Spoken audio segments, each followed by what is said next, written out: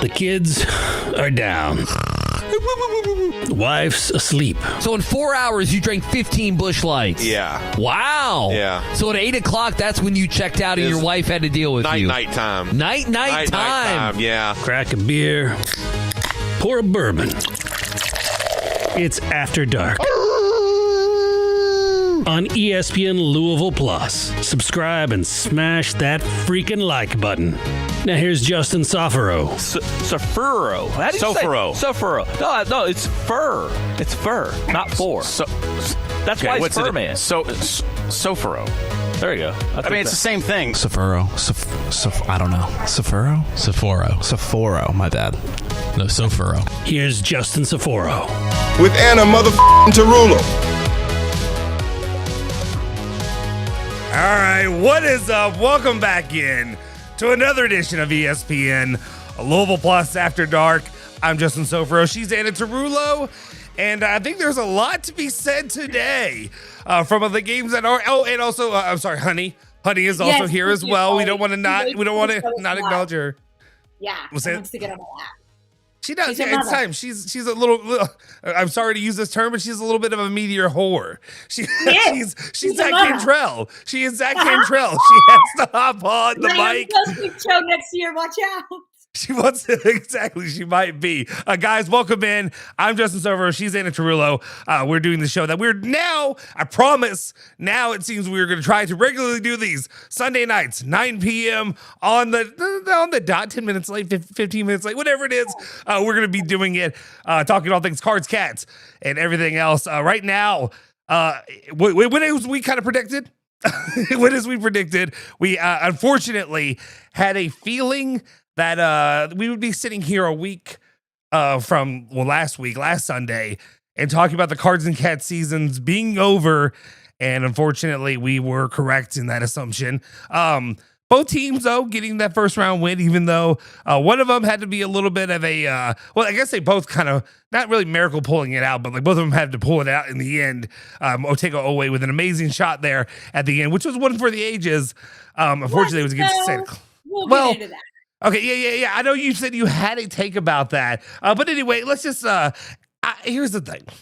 I do want to say this a little bit because I did put out an instant reaction video that quite a few people have watched. And if you haven't already, you can check that out for some of my opinions and feelings about Louisville basketball wrapping up the season yesterday and that loss against Michigan State. We're going to talk both Cats and Cards, but I really feel like this one's probably going to be very cat-centric, just because Anna's got a lot that she needs to get off of her chest, if you will, to talk about how she's feeling right now. She's got a lot of feelings, and I want to give her that. Plus, we're going to have a lot of time over the summer to talk about the Cards too. But I promise we'll get some. There's a video I want to play out there and some stuff too tonight about PK and the Cards. So anyway, Anna, how you feeling? How's it going? We were just talking about this beforehand, before we went live. I'm in a weird stage of grief. I will tell you this. I was watching the game with my dad. I know everyone's shocked. That's my game buddy. We were watching together. And I turned to him toward the end. I know exactly when it was. It was, crack that top. Yes, you're damn right. That's what gets me through these. No, wait, not gets me through these. I enjoy these moments with you. But I had a little wine in here. Don't tell anybody. We're getting old. It's one thing I didn't realize when I first started doing this. I love the After Dark thing, but I'm getting old. 9 p.m. when it comes, I'm like, can I do this? Can I get through this whole show? But we find a way. A little bit, but it's worth it because we got to talk about it. But anyway, So towards the end of that game, let this moment live in infamy and not the Otega Owe buzzer beater. And we're going to get into that later. I know we are. But when Malachi Moreno missed that putback, and let me just pause there for that. Okay? Old Twinkle Hands cannot grab anything. That kid is not ready to play. Why the F is he in the game? So he misses that putback, right? And I looked at my dad, I looked at my father, and I said, I don't even know, I can't identify this emotion. I'm like a man who's never who's like had a hard life, who's never had to be able to identify his emotions. You have to bring out the chart for me. And I'm like, I think it's disgust. I think I'm feeling disgust. It's past infuriation. It's not anything else. It's disgust. And I think a big part of that is because we all knew what was coming. It is so obvious. If it is so obvious to fans, how do you think other coaches who were scouting the program? So you have Moreno in there missing this putback. And I have never been so disgusted watching a Kentucky game. And listen, watching Kentucky in Oakland, watching Kentucky in St. Peter's, it was a different feeling. And I need the emotions chart. That was more disbelief. That was more I guess with Cal, it's like, okay, you can always pull something out the chart. At least you have the talent, right, that will listen to you. At least they respected Cal. I think what this boils down to is no player on that team respects Mark Pope. And it was just so, at least Cal had you never knew who you were going to get, and that was good and bad. That was part of the reason why we were ready for him to go, right?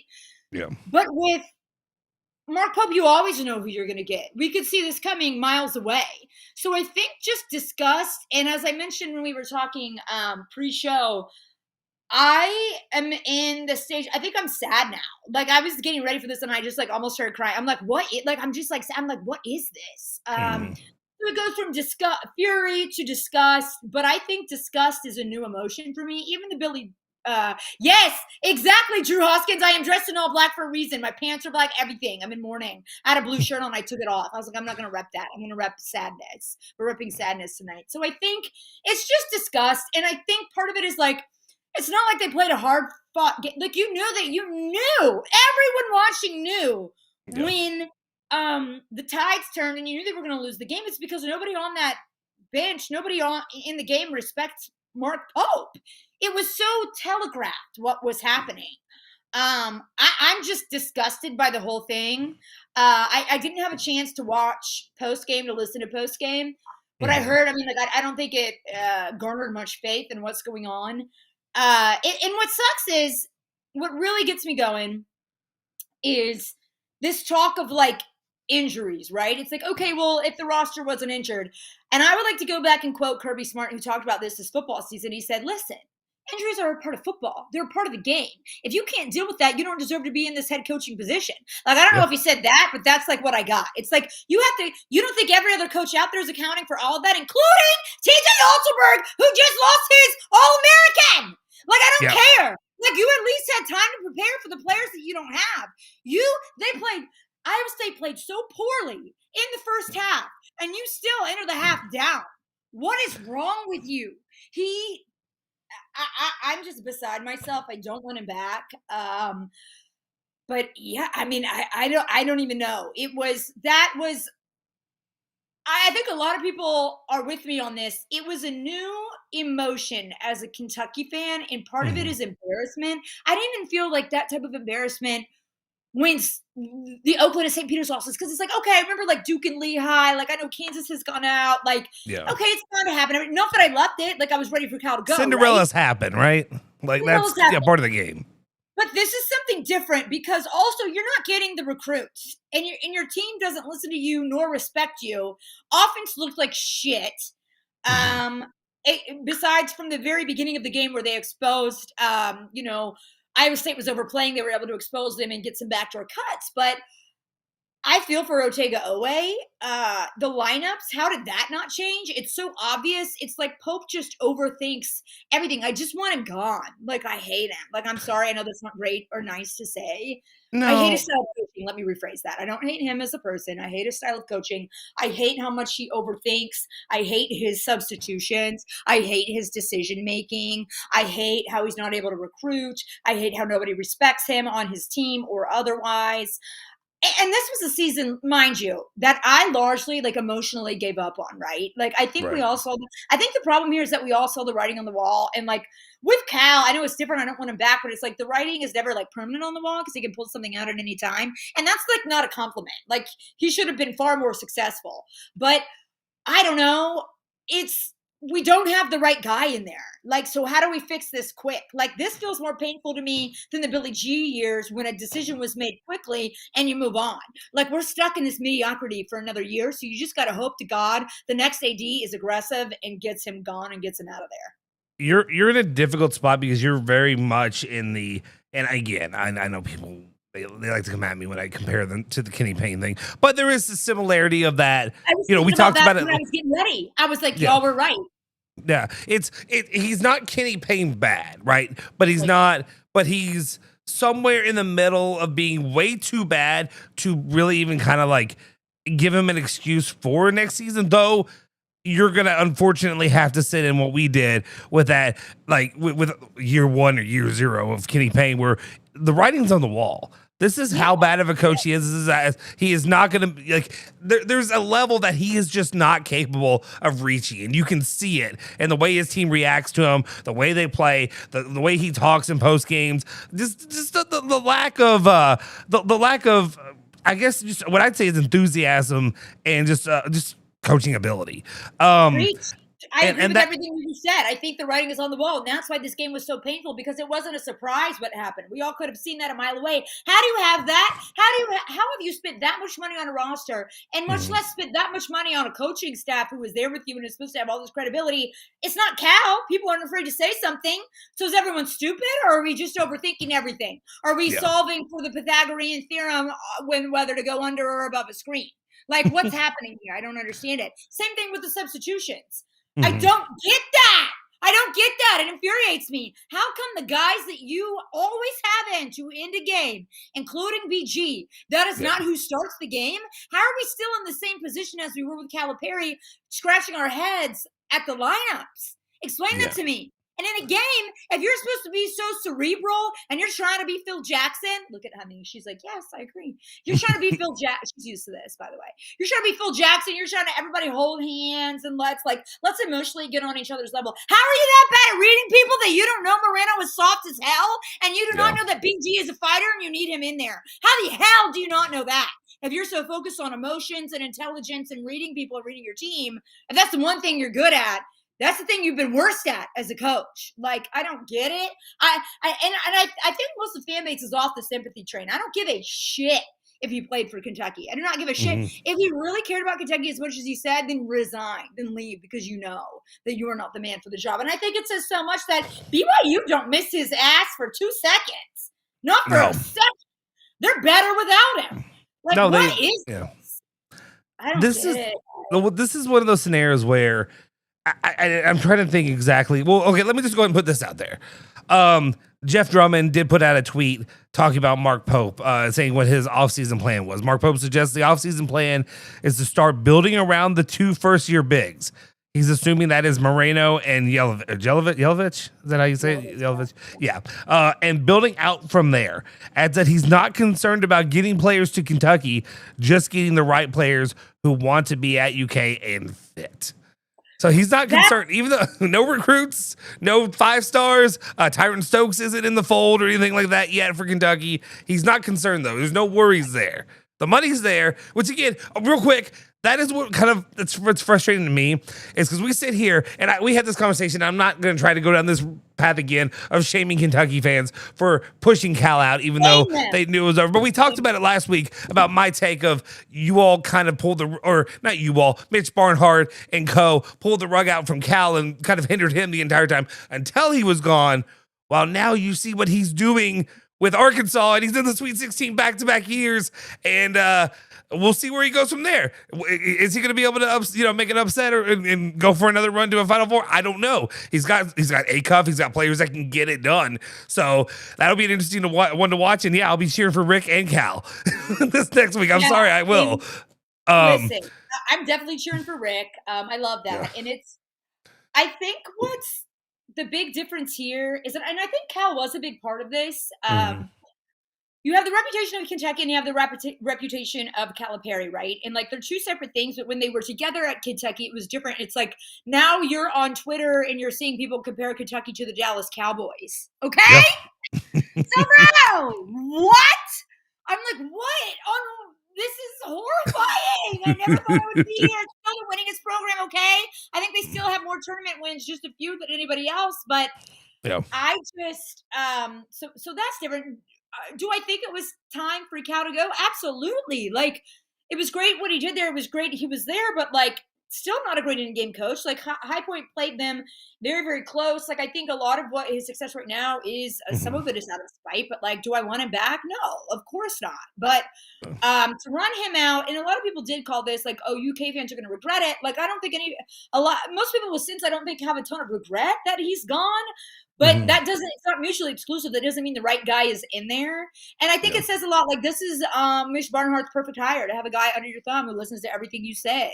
And it's just embarrassing. It's like with Calipari, at least when you went out to Oakland and St. Peter's and performed poorly in the tournament, it's like you had so much talent coming in the next year. You never knew what could happen.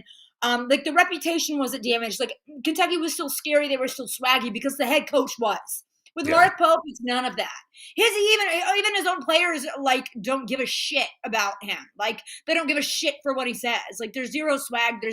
He's not scary to anybody. So I just really, it's unfortunate, but I don't agree with like, oh, like Kentucky was just Calipari. That's stupid. Look at Rick Pitino. Like he was there. Like look at Adolph. You don't become the winningest program because of one coach. So that's stupid as well. But I don't know. It's such a misfire. Yeah. On the coach that it's hard to believe. And I just keep going back to Jeff Shepard when Reed was thinking about leaving. Like he absolutely made the right choice to leave. But it's like how many of his former teammates like knew this about him, that this was his demeanor, that this was his approach, that like they knew it would not be a success. I just wonder that. I go back to that a lot. But for a guy who came in and we understand the assignment. Well, okay, you got graded like an F on the assignment. Like you're currently averaging like a D-. So can we talk about this? The similarities between Louisville and Kentucky. And one of the things that I've kind of learned, especially having multiple coaches that have been failure hires or coaches that I just in the end do not believe in, and I think just won't probably have the opportunity or won't be able to win a national championship is when coaches. That's a great barometer. That's why you're good at this. So for that's a great barometer. Like, can you win it all? Yeah. And then one of the coaches that comments, let's talk about Cal. Cal made his comments. Kels got him going. Kels got it going. And he's hyping up Pat Kelsey.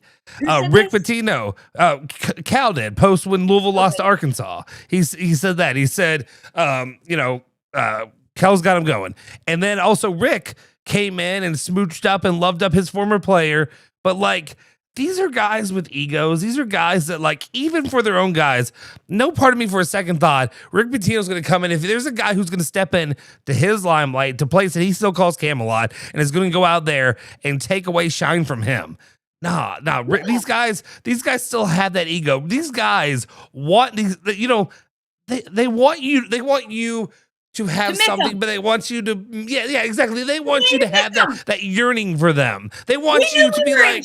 When Calipari was complimenting Mark Pope and said it's a good hire, it's time for a new voice. I was thinking about we are so on the same page. I was thinking about that today. I was like, I don't want any former coach to say something positive about who we have currently. I want you to talk shit because you're jealous. The end of a relationship. I'm like, I want to be the type of ex that Rick Pitino is. That both schools, Kentucky and Louisville, pine for him. Like, please, it's not just one person who had a few good years. It's like everywhere you go, you bring greatness and you make a difference. Like, I hope I'm the type of ex that Rick Pitino is. That people years later are like, God, like if he just would have stayed, I really screwed that one up. Yeah. Do you think we could get him back? Like, that is how I feel. And it's just sad. And for Mark Pope especially, I'm like, how were you coached by that man? And you didn't like get any of his toughness. You still don't understand how to motivate people. No one's scared of him. Nobody's scared of him. Well, the problem for me is the comparison of the player for the coach and then guys who have worked as assistant coaches. It's a totally different mindset. It's a different attitude. I mean, look at him. Look at all the assistants that Rick has had. Look at Mick Cronin and his like little man, angry all the time energy, which is hilarious at the same time. And then you have Kevin Willard, who tried to do the Rick Pitino thing this weekend, where he said that he's firing his entire staff. We're like, bro, you can't do that. You're not Rick. You can't make that joke, buddy. You have never been that. You've been a fine coach. Brian Kelly saying he was going to execute his whole team. That's how that came out. Yeah. It doesn't come off like Rick. Rick. There's a different, use a swag term or aura that Rick has. Yeah, exactly. Yeah, he means it in the moment, but he doesn't mean it. It's he expects you to show up on Monday, kind of thing. Yeah. So that's just one of the issues I have there. But it is going to be a struggle because I'm looking at you. I'm sorry, Tarullo. I'm pitying you right now. I'm pitying you, and like I'm not in a much better situation right now, but I'm looking at you knowing where you are because there's a little bit of it. We'll get into the Pat Kelsey stuff maybe later. There's changes that could happen there. There's there's some moves that could be made. That being said, Mark Pope is a guy that I just don't see a change happening. I don't see. I thought maybe there was a possibility that if he the way that first half was going, I was like, maybe he puts it together. Maybe he finds a way to pull out this Iowa State win. And we're totally reconceptualizing the season. And we're talking about Mark Pope as a fine coach. Because you can totally forget about it. Because it's like, even if they put it together, it wouldn't be out of the ordinary. I mean, the man did beat Calipari and he did beat Rick Pitino this year, right? So that's just head scratching. Yeah. Don't really understand that. But I think this is why we're so good together, because you say, like, you put it, like, I think Kentucky fans aren't used to being pitied. Like, no, this is a new water you're treading in. I don't know what I did, the country thing. Let's go back to, are we allowed to cuss on this? You've already said shit like 6 times. Yes, we're good to cuss. Let's go to the fucking Santa Clara game, because I am infuriated. How the fan base with that buzzer beater, right? So here's my take on this. People are like, oh, top 10 shot. I'm like, no, because it is painted with an air of embarrassment that you are not able to get out of the first round against 10 seed Santa Clara. If you need that magic moment to feel so great in that there's a huge achievement with your program. If it were a regular season game, sure, like, I'll give it to you, right? I'll give it to you. That could be a top 10 shot. But you should be embarrassed that you need a buzzer beater to get out of the first round against Santa Clara. Like that, if they make a run, that is a shot, that is a game that should be forgotten. Okay? Yeah. Let's say Calipari and them, they hit a buzzer beater to beat like Oakland or St. Peter's. You think that should remember it as a top 10 shot ever? No. Right. It's embarrassing. It never should have happened. So to see how the fan base has accommodated this level of mediocrity is what is most concerning to me. And I don't understand it. I don't get that at all. Like, yes, the Oweh shot was unbelievable. It was great. It was awesome. I have so much respect for him. I have more respect for Otega Oweh than I do for Mark Pope. He was absolutely incredible, a complete gamer. He has that clutch gene. Some of his twos were more exciting to me than that 3, how he could just body and be athletic and get to the basket. But to need that shot, and you are Kentucky, and your whole fucking presser was about, this is Kentucky and be proud to win in Jersey, and we understand the assignment. Oh, really? You need a buzzer beater to get out of the first round against Santa Clara? Get the fuck out of my face with that. That's pathetic, and you are pathetic. No, that is not a top 10 shot. I want that to be forgotten, that you needed that to advance to the second round of the tournament. Yeah. Like have some pride. Look in the mirror. Like, that's what we're going to glorify now? I don't get that. And I'm not for that, and I won't cheer for that. That's how I feel. Sorry, real quick. I didn't want to interrupt you there because you were on one, and I liked it. Florida just lost to Iowa. Iowa knocks out number 1 Florida Gators. So the defending national champions are out of the NCAA tournament, falling to Iowa.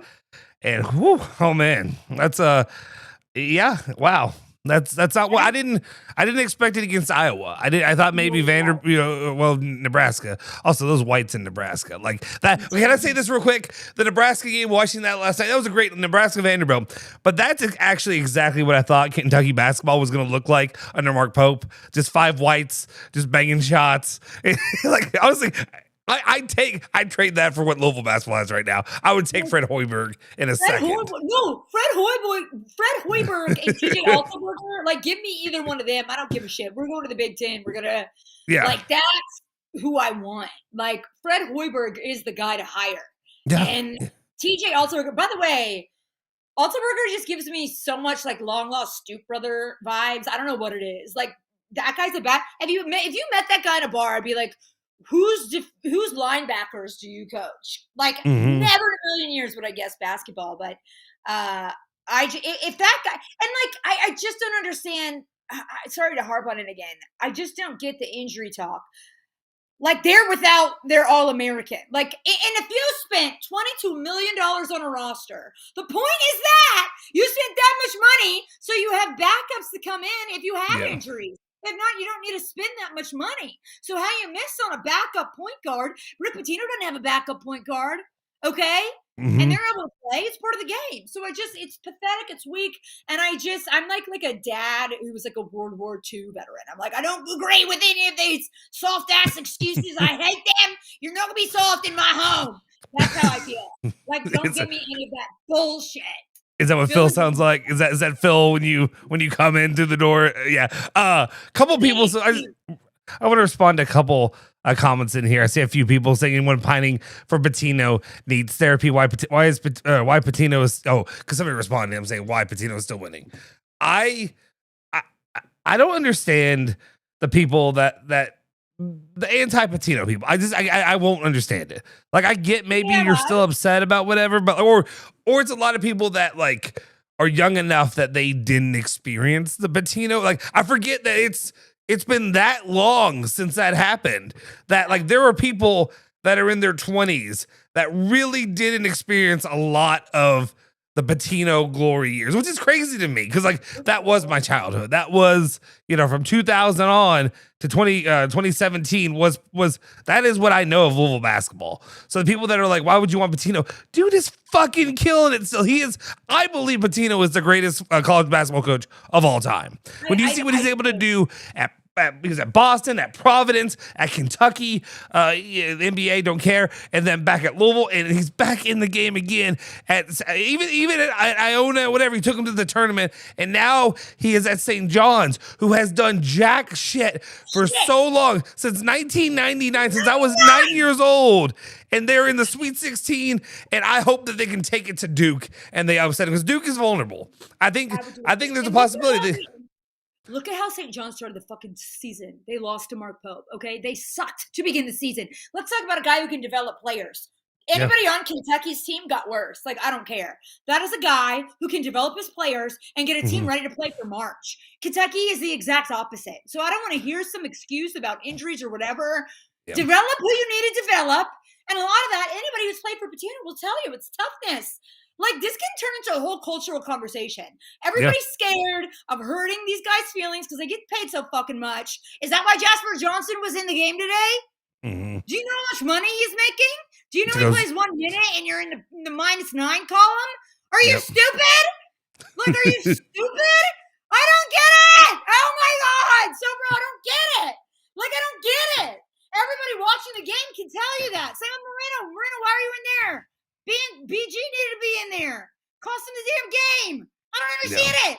How can everybody watching at home see that, but Mark Pope can't? Is he overthinking it? Is it egos with how these guys are getting paid? If so, also, you're just bad financially. How do you spend that much money on a roster and you still suck? Yeah.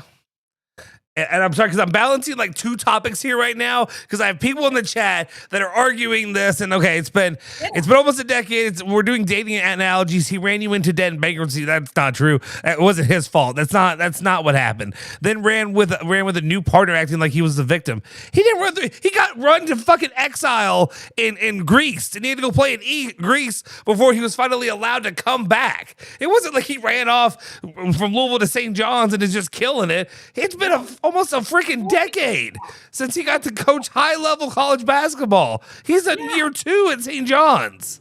What? I must say as well, I never really understood when Pitino got to to Louisville. And, I don't remember his Kentucky years. I was too young.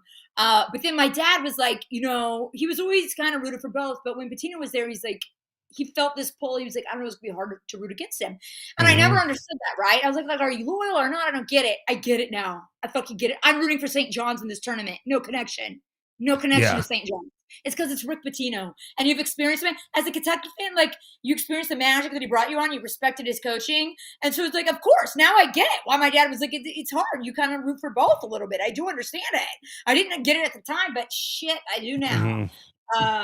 It's just wild to me, and I will never understand how Mark Pope played for Pitino. Like, did you learn nothing? Why, Mark Pope? Why don't we look in the mirror? Why did you respect him as a coach? What was it? Because you were scared of him.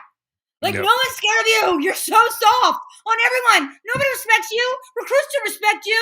Other coaches don't respect you. Fans who have, like, very low basketball IQ don't respect you. Why is Otega Owe laughing in the pressers and being funny in the pressers at the beginning of the season? Because he knew he was going to have to be Atlas with the whole world on his shoulders to get anything done.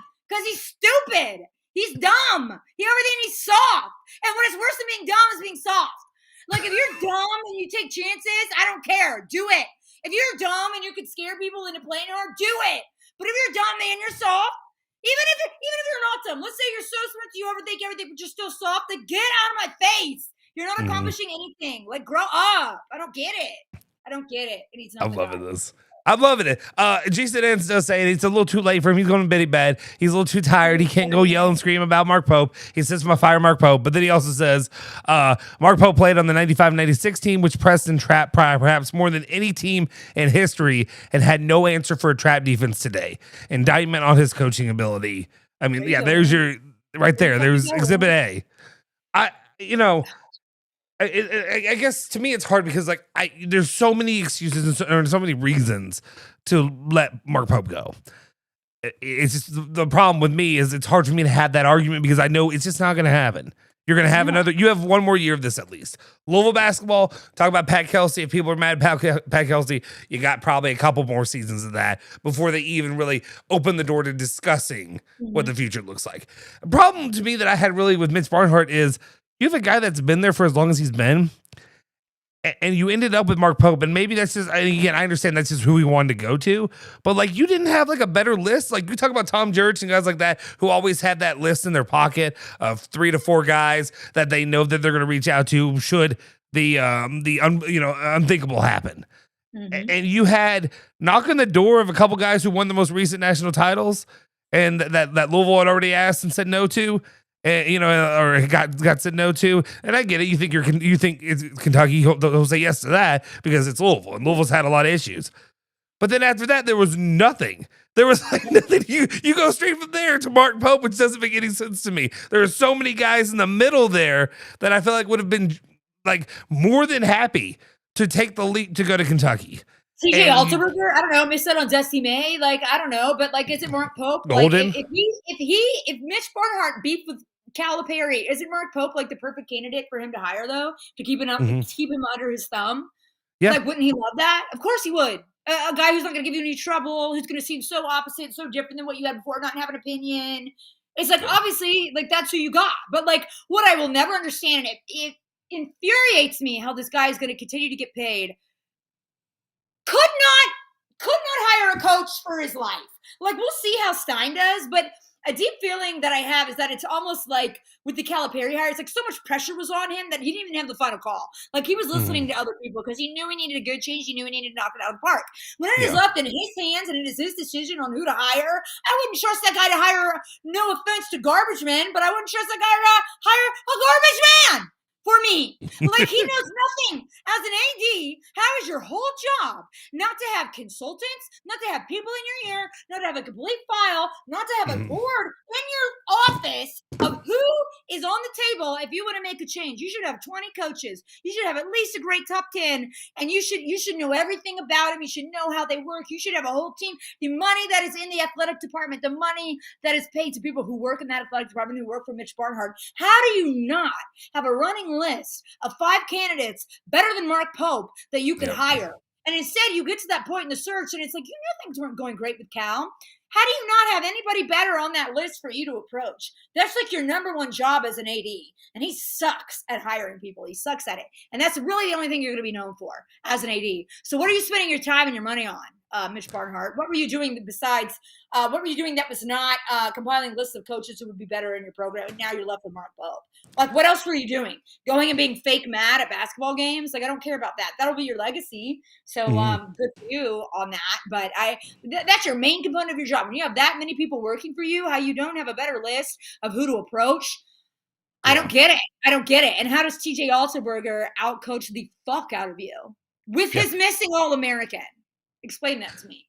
Speaking of ways of knowing how to spend your money, if you want to know that you're doing it the right way and you're going to the right location, sometimes you want to place a shekel here or there on a couple games. Maybe Mark Pope, he's going to lose the game. You're going to take Iowa State money line and just run with it. Well, visit Circus Sportsbook Kentucky down in Franklin, Kentucky, located in the heart of downtown Franklin. I said Franklin, I meant if I didn't say that. At the Mint at Kentucky Downs, our sportsbook blends modern technology with traditional retail service, ensuring both quick and self-service and hands-on. And of course, they also have different ways you can using the Circus Sports Kentucky app, designed by players for players.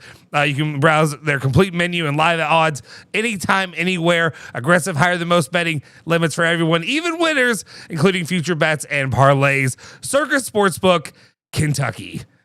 Sorry, you like how I slid that one in there? When I was like, I'm going to eat a gun. Anyway, I see. Big Blue 606 says what drove me stupid. Okay, was 8 minutes in, up by 12, and Pope takes OA out, and then Aberdeen out. I saw it coming. The game was over. Yeah, that was. I saw a plethora of meltdowns from Kentucky fans. Everybody screaming about pulling the players, and it was like it drove me crazy, and I wasn't heavily watching at the time. I had it on. They were up by 8, and then I just thought, we're good, we're comfortable. Let's get a little rested. Gift of a first half. They weren't hitting shit, and you enter halftime down. Why? You don't play again if you win until Thursday. There are plenty of teams who have guys playing 40 minutes. What is your problem? The leash that some guys get compared to others, and I'm not saying BG had a great game, but what did he ever do to get taken out? He missed a couple free throws. Why? It's Cal 2.0. Guy's been like the savior of multiple games in the. Not even playing ever. What are you doing? Don't get it. I don't either. And says it's okay, Mitch Barn fart. Thank you. Brain fart. He says okay. Is gonna get $1 million and 10 tickets to each sport per year while he gets his puppet PV hired and still controls the athletic department. I'm sorry. Hang on. Yes, I do have a Gigi Buffon. That is the greatest Italian goalkeeper of all time, who won the 2006 World Cup for you, sir. A Juventus legend. Gigi Buffon, and yes, he's wearing the U of L cut the net shirt. I need to see. Do they creative liberties? Yeah, exactly. Yeah, Gigi Buffon would be a Louisville fan. I'm sure of it. I'll ask him next time. Next time I'm in Italy, and she'll probably be there before me. You go ask him. You really hate Mark Pope too. Like we know this about him. He's our close friend of the show. Friend of the show, Gigi. Okay? He said Mark Pope is a bitch. He is a bitch. That's how he says it. Not good. Fire your coach. But yeah, it's just it's so unfortunate. I'm trying to see.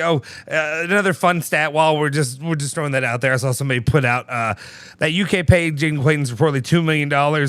He scored 20 points all season, so that's $100,000 per point. If you want to talk about money mismanagement, coaching mismanagement. Shit that he got hurt. He was hurt. He was hurt already. Yeah, so he came in hurt. You're dumb. Anyway, so that's kind of where we're sitting with, and UK gets to do this at least for another season, and that's what I hate so much about this. I'm interested to see. I mean, I guess the question I would put to you. And I know this is probably not the best time because I know you're not maybe the most analytical thinking of how he can win you over. But like, what can Mark Pope do in this portal season? It's about to open up. He's about to go out there and try to get some players. Not be a bitch, okay? like what's the opening move? Is it locking down a Tyron Stokes? Is it like what is it? Because like he will mismanage and mishandle them. This is. Soforo, this is exactly what you just said earlier in the show that I completely agreed with. It's like everybody knew what was going to happen. Everybody saw the writing on the wall. Like it doesn't matter what he does because you knew how the season was going to end. You know he's not smart enough to or confident. I don't even know if it's smart. Some of it's confidence. It's like he overthinks everything. He's going to ruin everybody he gets. Like I think I had more confidence in Billy Gillespie. Like at least that guy was a wild card. Maybe he's drunk and might come up with a good idea. Like like nothing. Like what's he going to do? What's he going to do? I don't know. Nothing. I don't care. There's nothing he could do. He could restart the game next year and I wouldn't give a shit. because you know they would lose. Like, I don't care. Like, anything that he's given is such a stroke of luck. And I think the biggest thing, it's not ability, it's lack of respect from his players, from recruits, and even from his former coach, who called him after a presser, was like, stop doing that whining to the media shit. Like, just quit being a bitch. Like, I'm not trying to be like a big dog, like I know everything, but it's just so obvious to me. It's like, let's, I don't know, there was a great, who was it? I need to look. I retweeted. It was a women's coach. Like, maybe, I don't know if it was Arizona, but it was somebody, and she was just coaching the hell out of her player on the sideline. She was like, "This is not my moment. This is your moment." I saw it. Yeah, I saw it earlier today. Yeah. Was it Arizona? Hire her. Because I believe in what she knows her players, and they listen to her. No one there. It goes back to the beginning of the season, and it goes back to recruits. It's so evident. It's so obvious. This is a man who don't even trust himself. Like, if you are so bad at communicating, you get all twisted up in a presser, especially after that Louisville game. It's just pathetic. Like, put your emotions on hold and learn how to coach and just be a hard ass. Like, I just don't like this soft shit. And I know I sound like crazy. Like, I just don't like it. And unless he has like a radical life-changing event, like a brain transplant, I don't know. Like, I don't like it. Let's get somebody else. It was Maryland's coach. Thank you, Drew. I'm sorry. I'll be honest. I'm not the most educated when it comes to women's college basketball. I support them. I want them to win. But I'm not the most educated. I'm sorry. It's not me. Guys, do me a favor. If you're in here, do me a solid favor. Go to the YouTube channel, hit the subscribe button, smash the like button on the video. It really helps us to bring you more and more content. Do more of these live streams, more shows like that as well. Drew also says, portal season don't mean shit. Running the table next year would only make us mad about underachieving now. Okay, I disagree on that one. Running the table next year would absolutely make you forgive him. If he were to run the table, okay, like, I'm sorry, it just does. It does. That's the same thing if Pat Kelsey goes out there and whips some ass, wins the ACC tournament, and then gets to the Sweet 16 or Elite 8 next year. For the most part, all is forgiven, because to me that okay.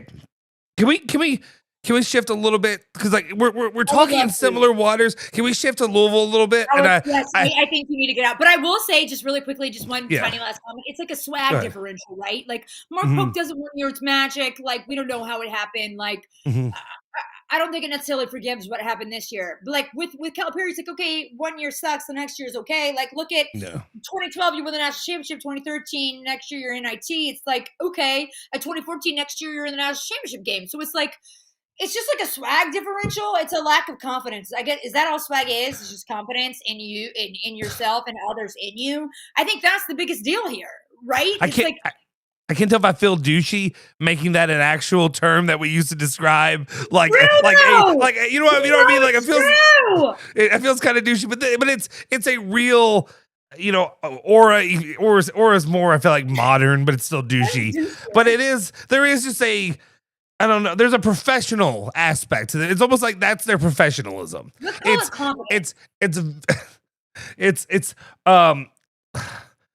I'm trying to think the exact word to say. Like, you can't exactly see it, but it can be noticed physically.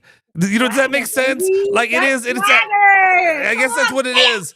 Back when they played that, like, swagga, not swagga like us, but the swagga, whatever. You know what I'm talking about? Swagga Jagger, whatever song. You used to play that crap all the time when the girls were dancing. I don't know why I hated it. I hated it so much. So now, probably one of those. Corey Bozemer, what's up, my man? Says, I'm watching y'all. I told Ethan earlier, Anna is angry, pissed and mad, and she never is. She's normally the sweet Italian. You don't know Anna. Calm down. Just calm down.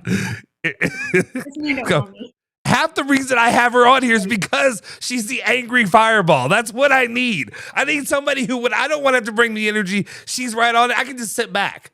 You know, honestly, part of the. I can light the flame, and I'm like, yeah. There are times. Nothing. This guy is not. Well, and just to be honest, like when it comes to like Louisville, I can be fired up about it. Kentucky, there's moments that I can, when I can be pissed off about certain things, because obviously, I mean, I try to be fair. There's some Kentucky stuff back here, but it ain't all this. It ain't my main. It ain't my main B, if you will. Anyway, let's just kind of like talk about Louisville a little bit. I'm trying to see. there's so much we can go into it. And like, I set this video up kind of like as a year 2 review. This is going to go on for a lot longer than just one show because there's a lot to really break down. There's the Michael Brown stuff, Michael Brown Jr., and all the people mad at him, the people making excuses for him, Taekwon Dean taking shots at him and saying that there was nothing. Yeah. Here, I'll go ahead and I'll just read off the tweet because I have it in there. And I saw some people, and even Nick Curran this morning on the Sunday Morning Hangover. Oh, Zach Cantrell and Nick Curran had fighting words today. It was a throwdown. He got upset. He was throwing his headphones. It was a sight. If y'all haven't already, make sure you check out the Sunday Morning Hangover podcast. I enjoyed it. It was everything that I needed. And let me find this right here. Okay, Taekwon Dean yesterday says, injured. There's a difference between being injured and being hurt. I'm playing through both. I'm just saying, no guts, no glory. And Nick Curran and a few other people. And Taekwon Dean to me is like a Louisville. He's one of those Louisville legend players. Yeah. Like he is. I loved him. I loved it. He was one of my favorite Louisville players. I think he's my favorite Louisville player. He was one of those early Rick guys. Like I love the early Rick era. Like I love that time. It's weird because Louisville was good, really good, but they weren't like great. And it wasn't when they were playing for titles. Yeah, it was, Luke Whitehead, guys like that playing back then. Ellis Miles, Francis Garcia, who I had Ellis Miles autograph on my shoes. Like, do you? I have it. That hat over here. I have one with Rick, Ellis, Larry O'Bannon. And then I got the ball has Larry O'Bannon, Rick, and Ellis. I'm pretty sure when they got signed was the same day because I remember I was a little fat kid, and now I'm just an old fat kid. But I was a little fat kid who was going to where was it? Rick did it at Kroger in Middletown. And I remember waiting out there, and he was just not happy. He's like, I don't want to fucking talk to you. I'm like, thanks, Rick. And he signed it. And then Lario and Ellis were at Budget Car Sales where in Louisville and St. Matthews, which is like on the other side of like where Best Buy is. It's near Linden where you turn in there. And it was right there. Shout out. Thank you, the ghost with the most, for the $5 super chat. Says, let me make sure it says it's appropriate. Okay. Anna prayed for me because I work for her cousin JT. So now I'm sending positive vibes to Anna and her fandom. UK and me have something in common. Bad management.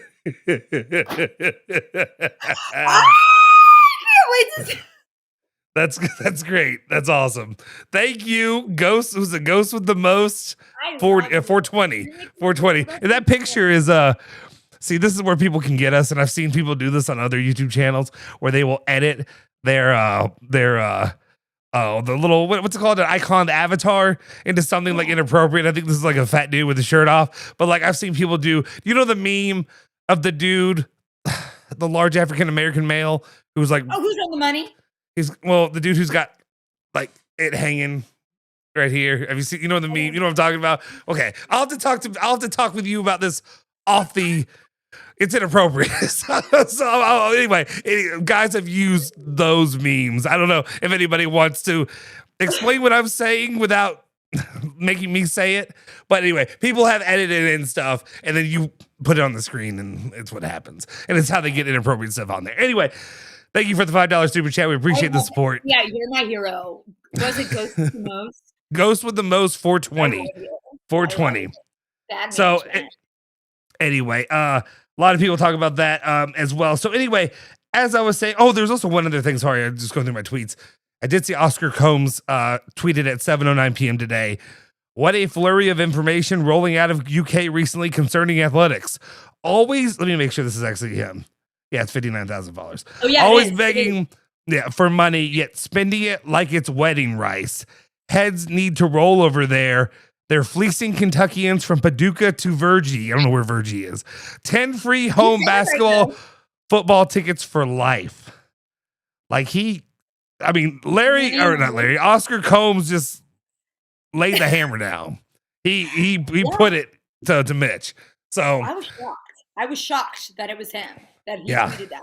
Yeah, that's crazy. That's crazy. Anyway, so back to Louisville, back to the whole situation with Louisville. And I'm trying to think, I guess what what piques your interest most? We can talk about Michael Brown stuff. We can talk about the Michigan State game. I talked about it in the video. If you haven't already, please go watch it. Instant reaction yesterday. I wasn't as mad as I thought I was going to be. I thought I was going to come out pissed, being like, because the way that I looked at it was this: if Pat Kelsey were to come in and right now winning one game against USF. There was some feel good because they were up by like 22 in the middle of the game in the second half. And it was like, okay, sweet. Maybe we've got something here. But then it kind of regressed a little bit to the mean, won by 4 at the end. And you kind of squeaked that one out. Came out against Michigan State. Didn't get embarrassed like I was kind of expecting. I thought Michigan State was going to beat them by 15 to 20. Michigan State wasn't hitting shots. Louisville's defense was playing better. But Louisville at the same time, Louisville didn't hit shots. And like I tweeted out, and I know I sound like a yelling, crying, screaming baby, but it's like, all it gets are shooters and they can't shoot. They can't hit shots. What is the point of going after shooters if you can't shoot? Isaac McNeely had his coming out, I guess, his redemption game against USF, which is, again, here's what Pat Kelsey does. You beat kind of a mid-major bum team. And again, it's in the NCAA tournament, so I get it. You don't want to call everybody a bum, but it's not the level of what I want to see him be. Well, because Michigan a lot of people State. pick that as an upset. Like, what does that tell you? Your program is respected, where most people pick that as an upset. Oh, it's both bluegrass teams. Both of us were right there on the, hey, we're picking Louisville, Kentucky to lose. Hey, put it all in Santa Clara and USF. We expect them to go make a run. And then I did love that Enos, who went out there and was talking mad shit, went out there and had like 4 points or 5 points or whatever, did jack shit. So that's fine. But when it came to Louisville and Michigan State, there are positives to take away from it. But to me, this was such a missed opportunity. If guys were hitting shots, Isaac McNeely turned back into a pumpkin, only had like 9 points, and gave up 25 or whatever. He normally does. Ryan Conwell, I'll love Ryan Conwell forever. I think it's a guy who, he's one of those guys that he's kind of like, you think about like Preston Knowles, guys that are on Louisville teams that have a ton of heart, but just unfortunately, they're just not on those good teams. And it's just like, not many guys get stuck on the, not many guys are Darius Millers. Not a lot of guys are, Peyton Sivas, whoever, who end up on, just that perfect mixture of talent and just in depth. But in that game, it was like pulling teeth. It was like going to the dentist and just having my teeth pulled. I knew how it was going to end. I knew Louisville was going to lose. But at the end, I couldn't be angry. I couldn't get up this rage for it. But at the same time, it was like, great, you didn't get embarrassed. But at the same time, I'm stuck here asking the same question. And I'm glad because people didn't really react. And I know I'm kind of going on just like a long diatribe. Please do. But I sent out a tweet just saying, what does this game tell us? It just gave me more questions than it did answers, because it's great. You kind of gave your best performance that you have against one of these type teams. Sorry, I'm not counting Scott Drew and Baylor because Baylor was trash this year. But against coaches that have won a national championship who have, and it's been 5 years or how many years it's been since he won his national title, 26 years or whatever for Izzo. But at the same time, does this tell me that I feel like PK can go out there and actually win that game? You know what I mean? It doesn't really give me that answer of that he can do it. And I needed that. I needed one of those wins this year. We're all they feeling the same thing. It's I think it's deeper than just a loss. And this is, I guess, what my point was with the Calipari comparisons, where it's at least there was a level of national respect. And it's not all about respect, but I think if the whole nation feels a certain way and the barometer of your program, the temperature of your program is, you're not expected to win that game, that hurts your pride. It's what are you doing? I'm not going to take some moral victory. That's how I felt about the Santa Clara buzzer beater. It's if Cal's there, everyone's that's fucking pathetic that it took that. And I think, I was, and I will say this, I was very impressed. I was very impressed with Louisville, and is it Conwell? Ryan Conwell. Michigan State. I mean, it was a great game. It was an exciting game. That was one of my favorite games of the tournament. And not because Louisville lost, I thought it was an exciting back and forth, right? Yeah. And I will give Louisville a lot of credit for that. And Pat Kelsey, I mean, they played harder than I think Kentucky would have in that game. I think they gave them a better game. But again, it's are we going to be satisfied with giving them a good game? What is Michigan State? A 3 seed or something? It's not you're playing number 1 overall seed and you kept it close. It's okay, they're a 3 seed. Like, give it a few years ago, give it like, I hate at this point, it's like 8 to 10 years ago, but like, that's you as the 3 seed. So it's like, it's just a measurement of how your program has fallen, right? It's like, and I think you're a lot like me. It's like, okay, great that they played well, but I just don't like what the measurement stick is where we're happy with that. Like, this is a Michigan State team on a slide. They're not the one on the slide. They're not the one 12 years ago. Title. That's it. He's great in March, but it's not Mike Krzyzewski, and I love Tom Izzo. Okay? So it's different, and I just feel like, to me, it's like the larger picture of how we are as a program. And I'm sorry, it does matter how you're perceived. And when you're being compared to the Dallas Cowboys, and when you just to be complacency. that really stuck with you. You're not going to shake that, are you? That's gonna sit with you. Yeah. I'm like, what? This is Mark Pope, you evil guy. This is your doing. Get it away from me. Yeah, rummage. I'm not rummage. I don't want the Cowboys. Yeah.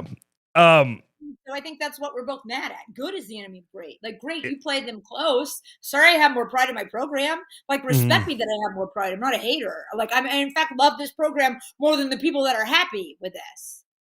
Well, and many people have kind of come out and said that too. And that's what, like, I think that's why, we get into a scenario where, and that's why people hate me a little bit, Louisville fans that are like Homer fans, because I would rather play for what I think is best in the long-term interests of my team and my program than for the here and now for just small victories. Like, I would rather, like, if I'm you and you're Kentucky, I probably would rather they have lost to Santa Clara. So that way it's just kind of it's over, you move on, and there's no false will there, maybe they can go out there and beat Iowa State. And like, you had that first half where it felt like maybe Mark Pope's going to get it. Maybe this team's going to $22 million, going to put it together and they're going to go on a run. And then it's like, no, it was fake juice and they got their ass blasted by 25. The end of Mark Stoops. It's Mark Stoops 2.0. Have I not said it from the beginning? It's the same shit. And the only way we're going to get rid of him is if he gets obliterated. I'm like, I was praying for a catastrophe. Like, nobody hurt. Obviously, nobody dies, but like, except people's and that would be Mark Pope's. So, see you never. Like, and that's what it takes, though. Like, don't give them any bit of hope, because then they cling on to that. And I am proud of the Kentucky fan base, because I feel like it did change people. People who were so optimistic with how the Mark Stoops saga ended, it's like, no, bitch, you were wrong the whole fucking time. You were wrong about him. Like, go build your statue. It's so stupid. It's so dumb. Like, go, no, he was bad and you knew it, and now you've learned to listen. And so now people are like, okay, yeah, Mark Pope does probably suck. So, like, never hire a Mark again. Don't hire them. just no marks. No, we don't like marks around here. Sorry, Blank.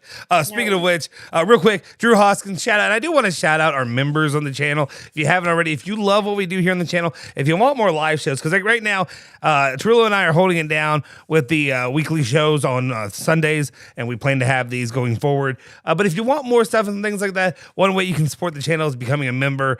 Whenever people that do that, like Drew, it allows us to bring more and more content and do more things on this channel. So it really helps us to grow and get more people involved and more emojis and fun stuff and different things like that as well.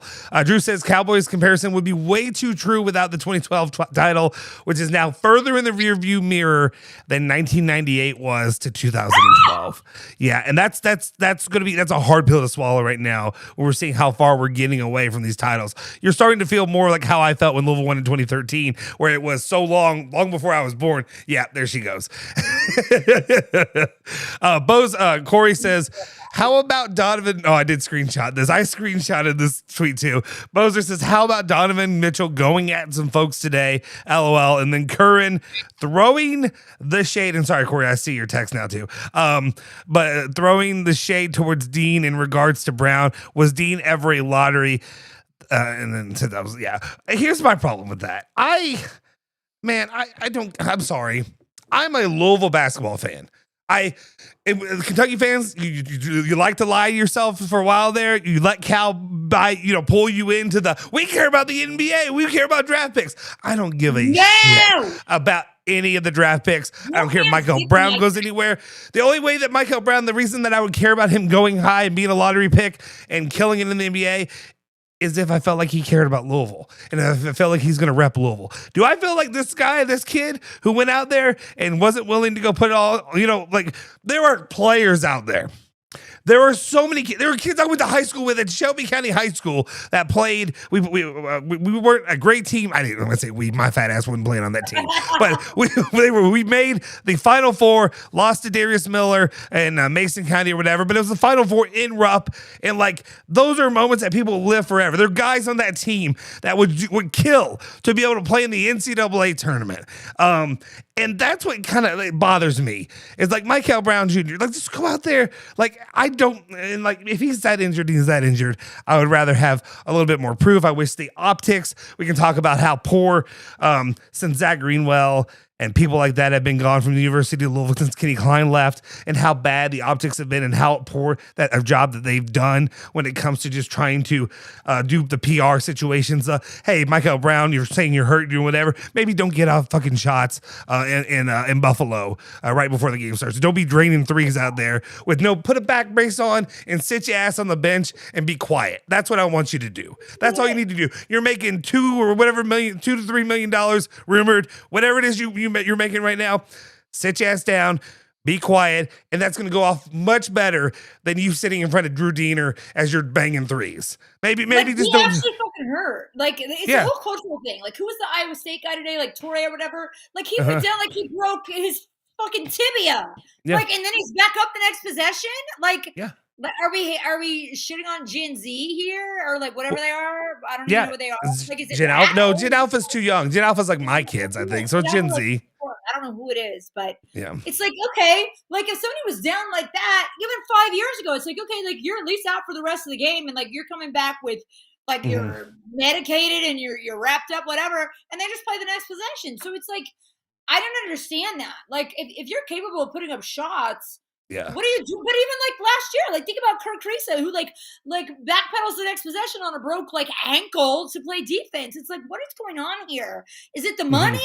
Like, and I hate to sound like a boomer. I hate to sound like an old ass. It's like, is it the money that's getting in your head? But wouldn't you think that if you were getting paid that much money, that it would be worth it to you, or you'd feel some sense of responsibility than not getting compensated at all to like give it your go in the NCAA tournament? I don't get that. And I'm not familiar with like Mikel Brown's injury like that deeply. Like I'm not really sure. No, we aren't either.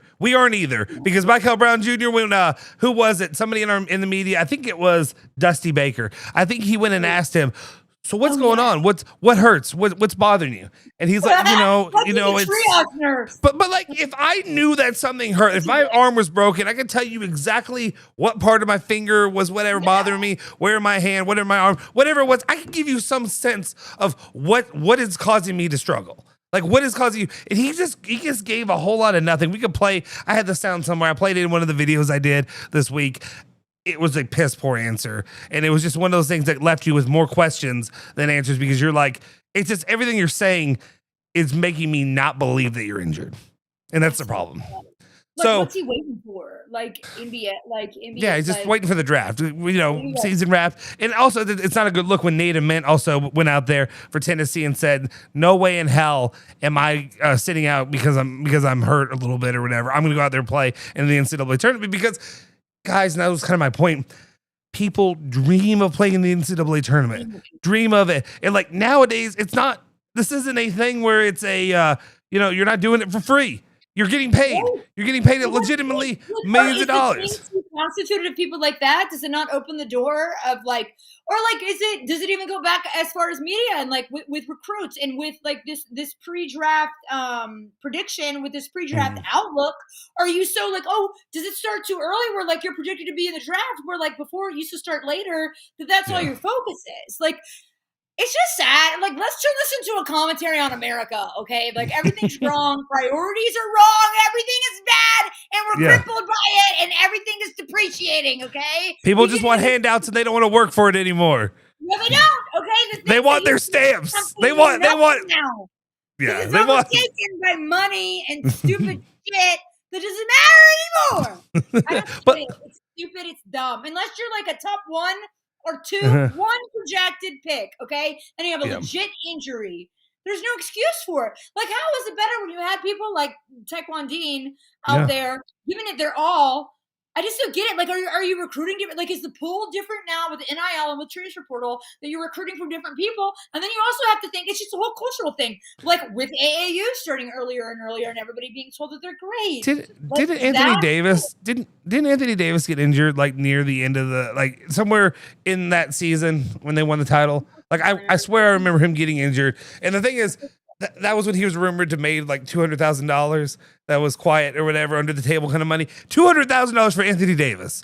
Could you imagine getting a player for that cheap nowadays? Like you're not paying Ryan Conley or Ryan Conley.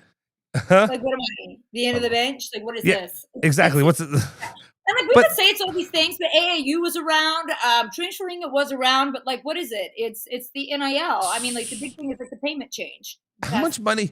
So how much money do we have to save for generational wealth? Like you know what I mean? When we talk about money, because like to some people, $3 million is generational. They could make that last a long time. You need to come in and ruin a game. Like how much are you getting for that? Yeah, but that's what I'm asking. Like, what happens if you? Why do you look like an 8th grader? Let's talk about that. That's a good point. That is fair. Yeah. Just because somebody breaks their body for a school doesn't make them more than the next person. We as fans have been conditioned to be psychos and selfish. Dude, I don't think it's selfish. That's the problem now is when you're getting paid. It's different when you're getting paid now. It's a job. Asking for fans to donate. Like Oscar Combs' tweet talking about from wherever to clergy, wherever.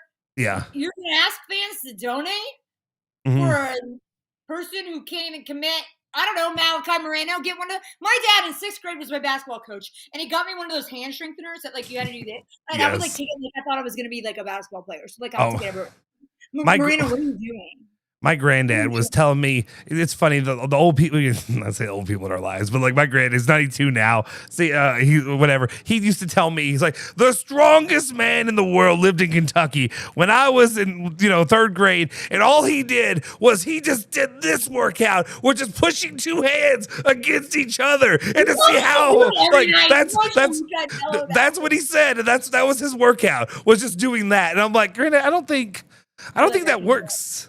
I'm not sure about that, but I don't think that's going to make me any stronger. That's how he played it. That was who brought Mark Pope up. My guy, Walt Nicholas, and other members of the channel, thank you, shout out, says, I'm not mad at MBJ. I'm disappointed in the roster construction. If we were balanced underneath, we wouldn't need a superhero to make us elite. So I hope the best for Brown and that coach grows quickly. I agree with parts of that. And also there is the point of, and Corey said things. Corey's texting me things off the record that he knows that we've talked about before about Michael. That understandable. Well, he had Michael Brown's dad on, and they had discussions, and there were things that were understood. But like Michael Brown also came out, his last game he played was against Clemson. He only scored 5 points in like 19-20 minutes. So he was definitely. That's why in that game, and I don't know, maybe that was for show. Maybe he was like, hey, I'm not all the way there, guys. I don't know. But we'll see.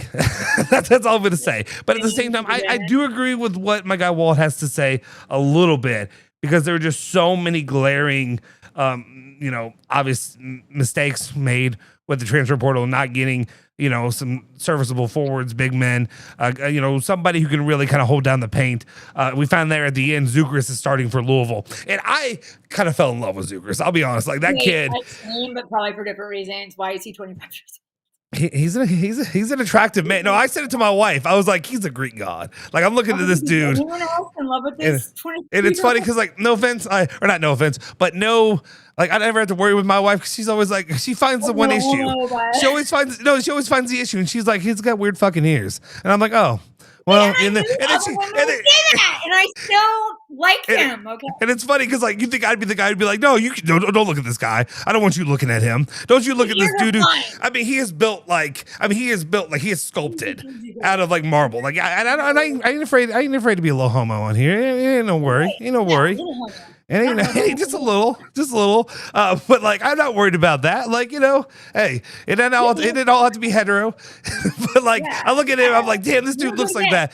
And it's just funny because like, she's the one who's gonna be like, yeah, he ain't all that. And I'm like, oh, okay, all right. I mean, you. I'm like, all right, you coming home with this every night. So I don't know what you're looking at, but I don't know. I appreciate it. I appreciate it. Either way. Are you going to get a flagrant one when it matters, Soforo? Be on it. But no, I love that kid. And I hope, we talk about certain players that you want to keep.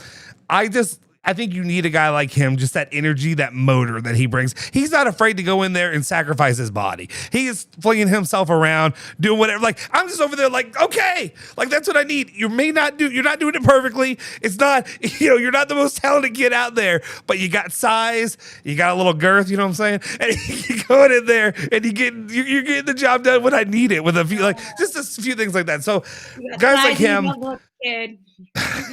We talk about Adrian Woolley.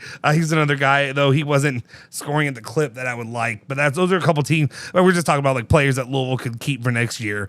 I don't know why I'm going on this tangent now, but guys that I think roster construction for next season. But I'm really interested, and that's what hopefully, and I'm hoping she will have some time to help out, especially once the portal season starts getting rolling. Maybe when we talk about oh, hey, Kentucky landed this guy, Louisville landed this guy, I'm hoping you can come in and give your thoughts and opinion.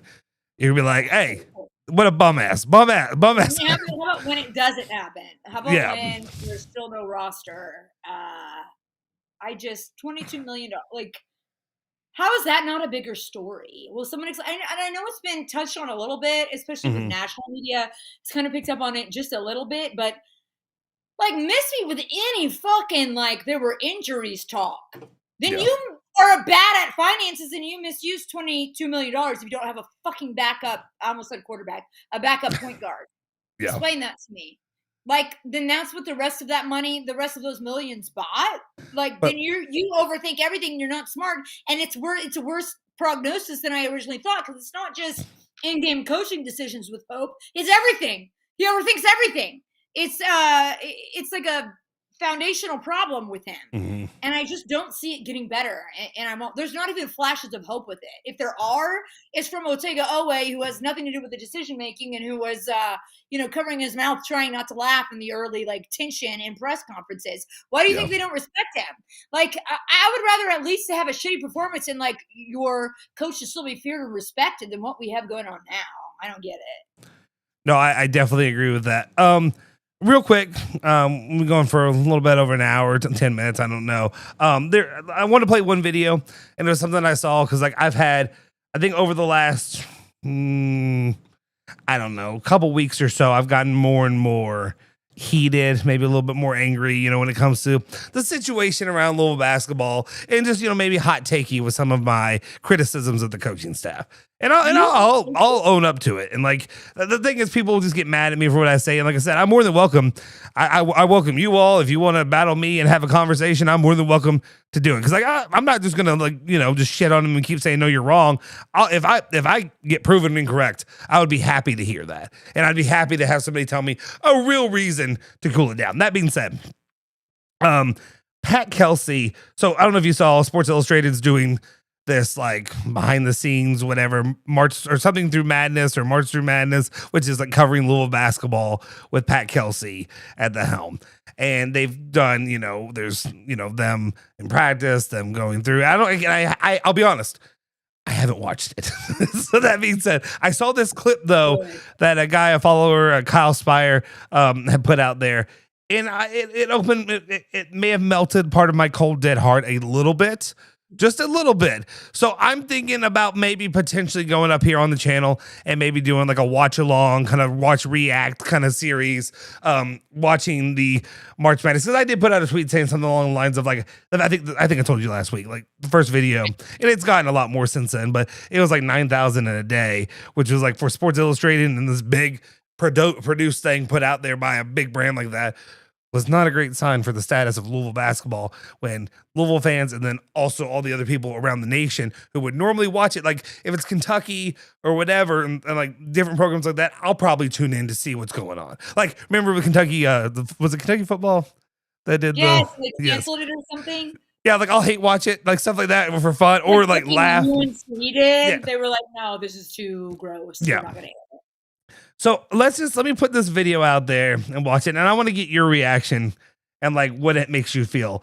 And then I just want to just to see what it, what you think about it. Let me get that out here now. I'm excited. Oh, that is not the one that I wanted. That is me. That's a little me. Hey, it's a little me. What are your Do what? What's your middle name? Alexander. Alessandro. No, it's Alexander. I'm named after my uncle. But yeah, okay. All right. So let me make sure we got all this set up, and I think it should play out clear. So, and if you don't hear you, let me know. I get what the narrative is. I get that, hey, he's been to the tournament a lot and he hasn't won one.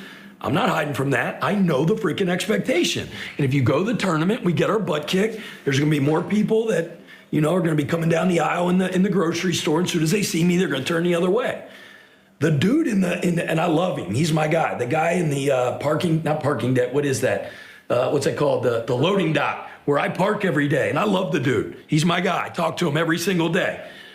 But we lost two. We lost at Miami and at Clemson. I pulled into freaking park. And usually it's like, hey, coach, let me move the cones for you. Like, garage door goes open, gives me a little peace sign. Yes! I pour myself. Like, I get it. That's what I signed up for. You know what he's saying? Hey, win at Clemson, dude. Don't lose at Carolina. I got it. I know the expectations. Again, my kids like to eat. I know I need to win that game. Freaking bring it. Now, when this thing's aired, it might be afterwards and we lose. I'm back to work building a national championship team again with everything I got. Keep fighting. Keep fighting. That's what I told our guys after we lost 2 on the road. Keep fighting. There's a million fights throughout the game. There's a million fights every day that you need to win to be really, really successful. Win the fights. In one possession, you might have to fight 3 pick and rolls and 2 staggers. Win the freaking fight. Yes. You get your ass kicked, you tip your cap to your opponent, you dust yourself off, you go back to work, you be ready to fight again. They might not have hired the smartest dude in the world, but they hired a freaking fighter. That's my whole point! That's my whole point! That's my whole fucking point! I just scared my dog. Yeah. That's my whole point. I feel bad because I just cut it off when he said, "In the day we win the national championship will be the greatest damn day of my life." I should have put that, but that's what he said. Anyway. That motherfucker gets it. Like, I'm sorry for being so cursory tonight, but it's just where I'm at. He gets it. Make Mark Pope do that and be like, well, there was a lot against us and we tried to come together morally and spiritually as a team and we tried to sing a song and like really get it going and nobody wanted to buy in. And it's like, no, what I want to hear from Mark Pope is what Pat Kelsey just said. That's why I respect him differently than I respect what's going on at Kentucky right now. I respect him. At least his team plays hard for him. Okay. Like what he just said, he gets it. Like that's the difference between fucking worshiping a buzzer beater to beat a 10 seed Santa Clara in the first round versus like that guy gets it and his team gets it because he gets it. So you're going to play – they played hard every possession against Michigan State. I don't care if you lost. They looked good. They gave him a game. It was an exciting game of March Madness. Compare that to what we just saw at Kentucky. They didn't play hard because they didn't know what the fuck they were doing. They didn't know what to play for because it's bad leadership. I loved that out of Pat Kelsey. Like, I'm a Pat Kelsey fan. I liked it. I'll say that definitely hypes you up, just like you're watching over at Boomba's Watch Bar. Boomba's, their pizza's delicious. We've had stuff, we've done content. You were there with Streeble McGavick, and we did shows there. Maybe one day we'll be able to do more there as well. But Boomba's Watch Bar, make sure you tune in. Join them over there. They're big sponsors of the station, and they bring you more and more content and things. Thanks to their support of everything we do here at ESPN 680 and 93.9 The Ville. I want to make sure I don't forget all these. There's one more later I'll do as well here just like before we wrap it up. I will say I watched that, and that was one of those things. And here's one of the things that I want to come out with, and it's a positive and a negative. I love that. I absolutely love that. As a fan, you can't not love it. Obviously, there's a little bit of the overproduced stuff like in the background with the sound, and I'm like, okay, just let me hear him. Like, even I get it. It's keeping up with the Kardashians or whatever bullshit. Like, it's that kind of stuff. You know what I mean? Like, oh my God, can you know what I mean? It's that kind of like fake whatever, like 2000s drama sound. Salad, like. Yeah, that's what it feels like. But so I hear that, but also I hear what he's saying. And Pat Kelsey, amazing when it comes to just his ability to speak and hype up people and to show what he needs. I loved in what he said because he talked about the standard. He talked about a few things there. Clear as day. that he or whoever around him is listening to the station. Who talks about the standard more than anything? Ethan Moore, Taylor Lynch. I've said it, but I don't think he listens to me. I think it's Taylor Lynch, Ethan Moore, people like that. People that are talking about Blankenbaker, Diener. They've talked about the standard. Blake more than Diener probably, because Diener's a little more rational. But like, we talk about that. So somebody's getting in his ear.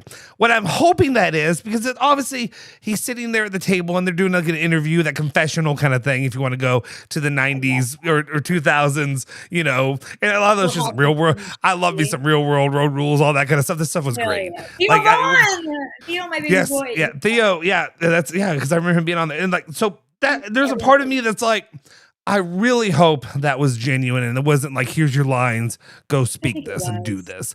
I hope it was. Well, it is. He's got the type of heart where like, Go ahead. it doesn't feel like he could do not genuine. But what were you going to say? He seems real. He does. I think the problem and the reason a lot of fans like me who can be critical, who can be angry, who can feel a certain way, is there's a lot of great stuff that came at the beginning.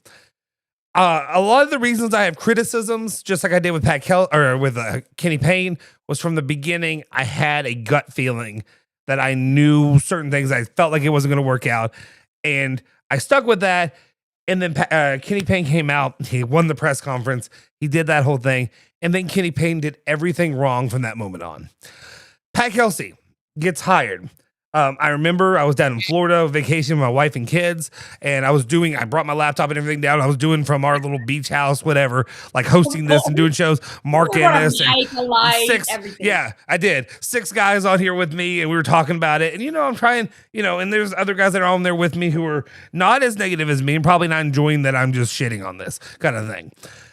But then Pat Kelsey does his thing. Diener's doing his Spaces, even though Diener, I don't know why you can't do ESPN Louisville Plus. It's better than Spaces. Anyway, it's a fight we've been fighting. But he did his Spaces. He got all hyped on Spaces. And Pat Kelsey joined. And he was, you know, Josh Hurt's talking about a guy who would crawl here, who would crawl to Louisville. And I think that's where a little bit of the disconnect happened, because he started off jumping in with Diener, jumping in with people here locally, coming on the radio shows. He hit a bunch of radio shows early on. And then after that, he buckled everything up.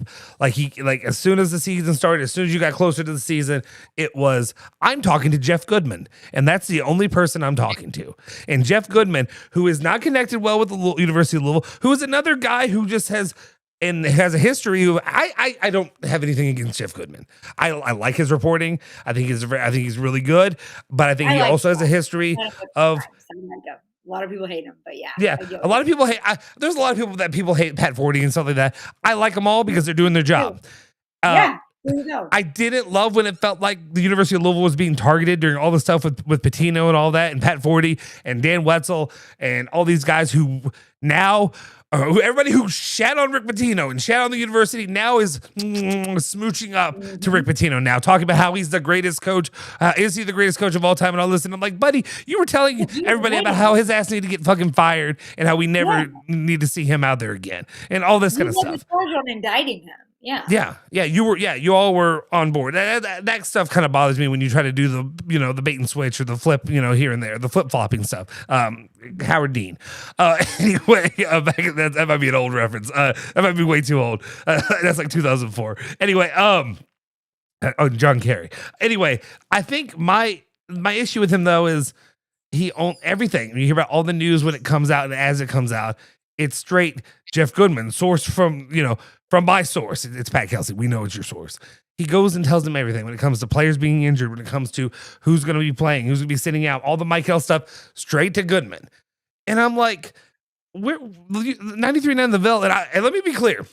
Like, I'm not just doing this because, I want 93.9 The Ville. I want the people that I work with to get their stuff. I don't really give a shit because, I'm not, it doesn't do me any good. I'm not 93.9 The Ville. I've never been on 93.9 The Ville. They ain't going to let me on 93.9 The Ville. I'm way too critical. But at the same time, it doesn't make sense to me. It doesn't, to me, it would behoove you. We are a partner, they are the partner with the station. You know who would be great? Diener and Blank, Steve Rummage, Ennis, any of those guys. Hop on with them. Once every couple weeks. just go out and be yourself. And then dropping it.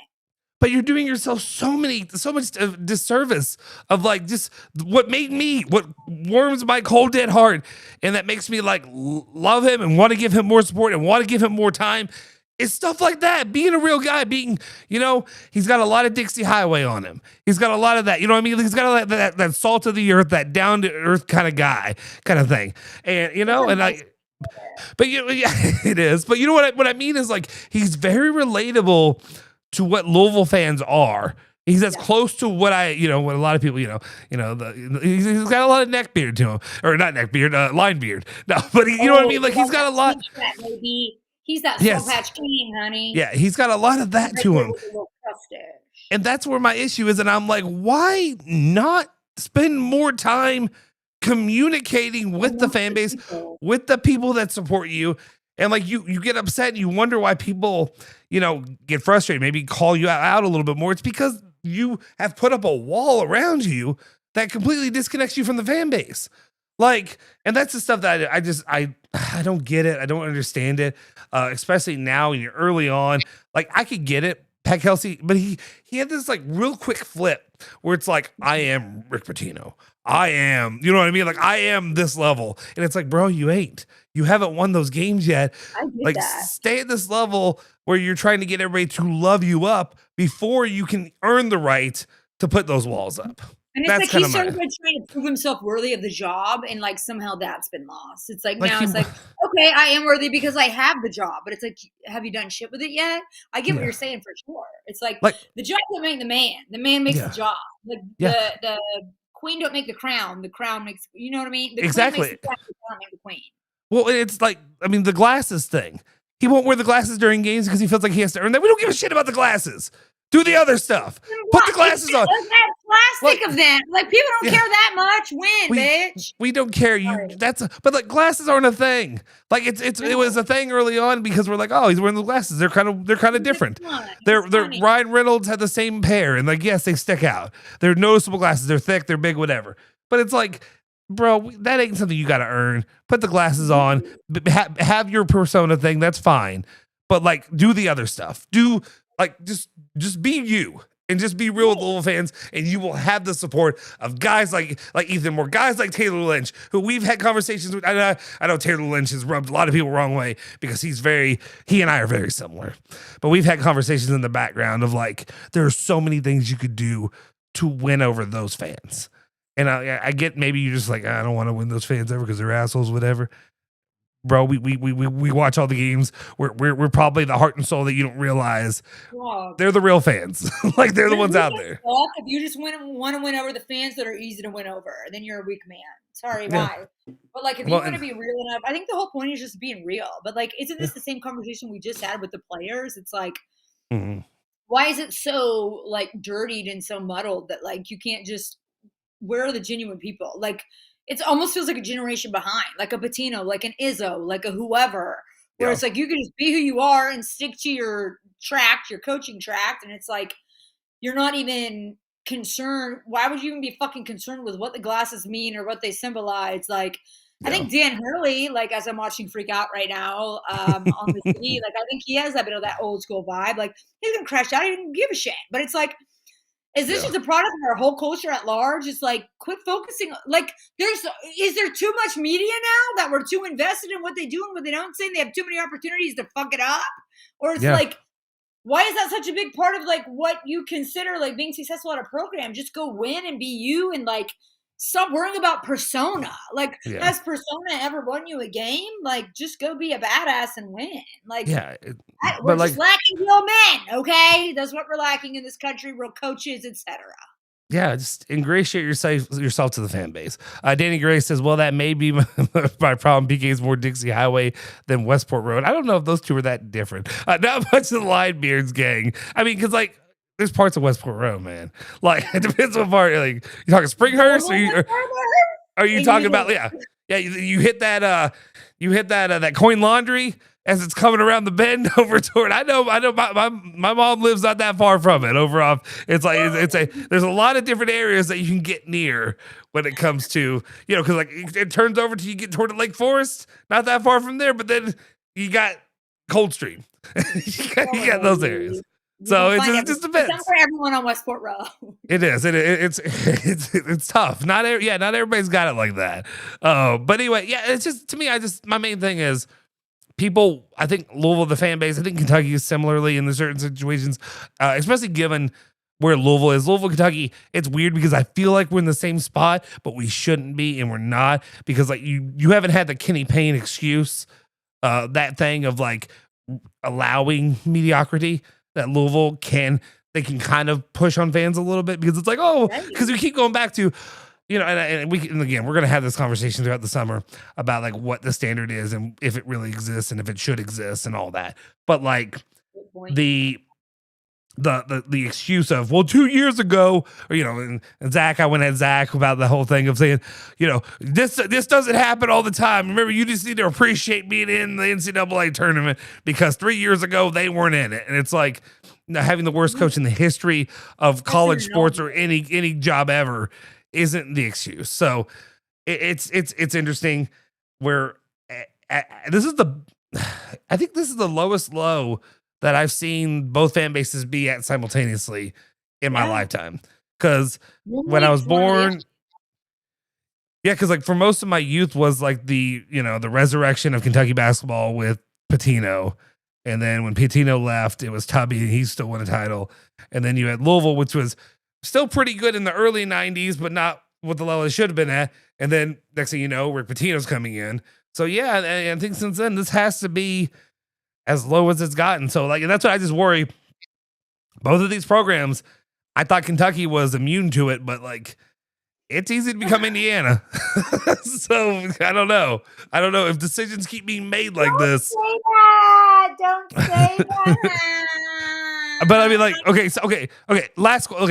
We're gonna need to wrap this up anyway. But like, last question for you. Okay, just putting this positive this out. This to close this up. Say Kentucky were to do the unthinkable, and I say it's unthinkable because I just don't think they will. But like moving on from Mark Pope right now, or Mark Pope says, "I don't deserve to be here. I realize this now. I'm doing what's best for this program. No, no money, whatever. I'm gone." Yes. Who does UK go get? Who's the replacement? TJ Otzelberger, like Dusty May, but why would he leave Michigan? Yeah, now Michigan's got all that money, and then they got he's go get Fred Michigan. ass. Go get his ass. Go get his ass now. Get him. Okay. I would even take TJ Otzelberger. I don't care. Give me those big old corn-fed guys. Bring them in. I'm ready. Dear Lord. Sorry, that took me out. Danny Gray says Springhurst to Pee Wee Valley, Westport Road stretch. And there's a part there around Queen Laundry. I get a contact buzz driving through and blackout for a minute. Yeah, that's the one. That's exactly that's the one that I'm talking about. Yeah, that'll get you. Walt Nicholas also, says, I would say I hate to root for Mick Cronin, but like I do hope UCLA beats UConn. It's 44-46 right now, 13 to play. So. Well, it's a perfect matchup of just two psychopaths that are so easy to hate. Baby. But I kind of, and we talk about Mick Cronin. Supposedly Mick Cronin wanted to come to Louisville. Like when they hired PK, he wanted to come here. Supposedly, I don't know if that's true fully, but I feel like. That would have been an interesting one. I want PK to succeed, but I worry even if he gets his roster, we will still be married to the three on offense and unable to guard it on defense. And that's a big part to me. I guess that's what worries me the most is that he's so stubborn and sticking with just unloading from three and not focusing on the big men, that it was such an easy fix. Like to me, so much of what went wrong is like so cut and dry. Like it's your interior, it's your physicality, it's all that. And there were just no real adjustments there. Do they feel like they just couldn't adjust and they didn't have the personnel for it? Or is it, I won't adjust? And that's I will raise you this point. Like with Mark Pope, it's like the same thing, right? It was kind of the same criticism. It's like you just wanted to lean heavily on the backcourt and like the like intellectual players and playmakers and like kind of forego physicality. And then it's like he went too much in the opposite direction and he didn't get either. So it's like, when you know what works in your system as a coach, it's like, yes, you want to kind of keep that as your strength. You want to add pieces that do well, like in what you're lacking, but you also don't want to give it all up to where you're coaching in a system that has strengths that you're not used to playing to. And I wouldn't have that type of wisdom if I didn't just watch what happened with Mark Pope this season. And that's the only place that's coming from. But it's like, I would rather have that.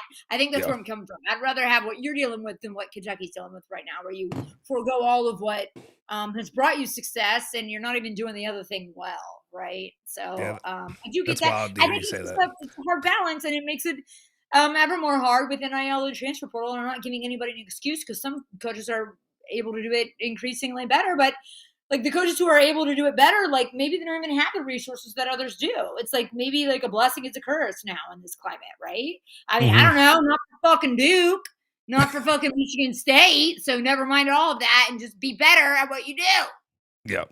It's crazy to see some of those schools that are just able to succeed and not even miss a beat. And it's like, I mean, of course, though, as much as I want to say about Shire's he is of that dynasty. He's of that lineage of Coach K. And like all of our favorite coaches, or maybe not our favorite, but all the best coaches historically are in there. I mean, Bob Knight was him, Patino, Boeheim, all these great coaches were under that umbrella. And I know, but you know what I mean? Like they were all like Jay Lucas and Calipari's coaching treated him, and I was like, hold the fuck up. No. Yeah, no, he comes from a long line of coach. I was like, that's the only guy who did well from the coaching by now. And it's like he moved on.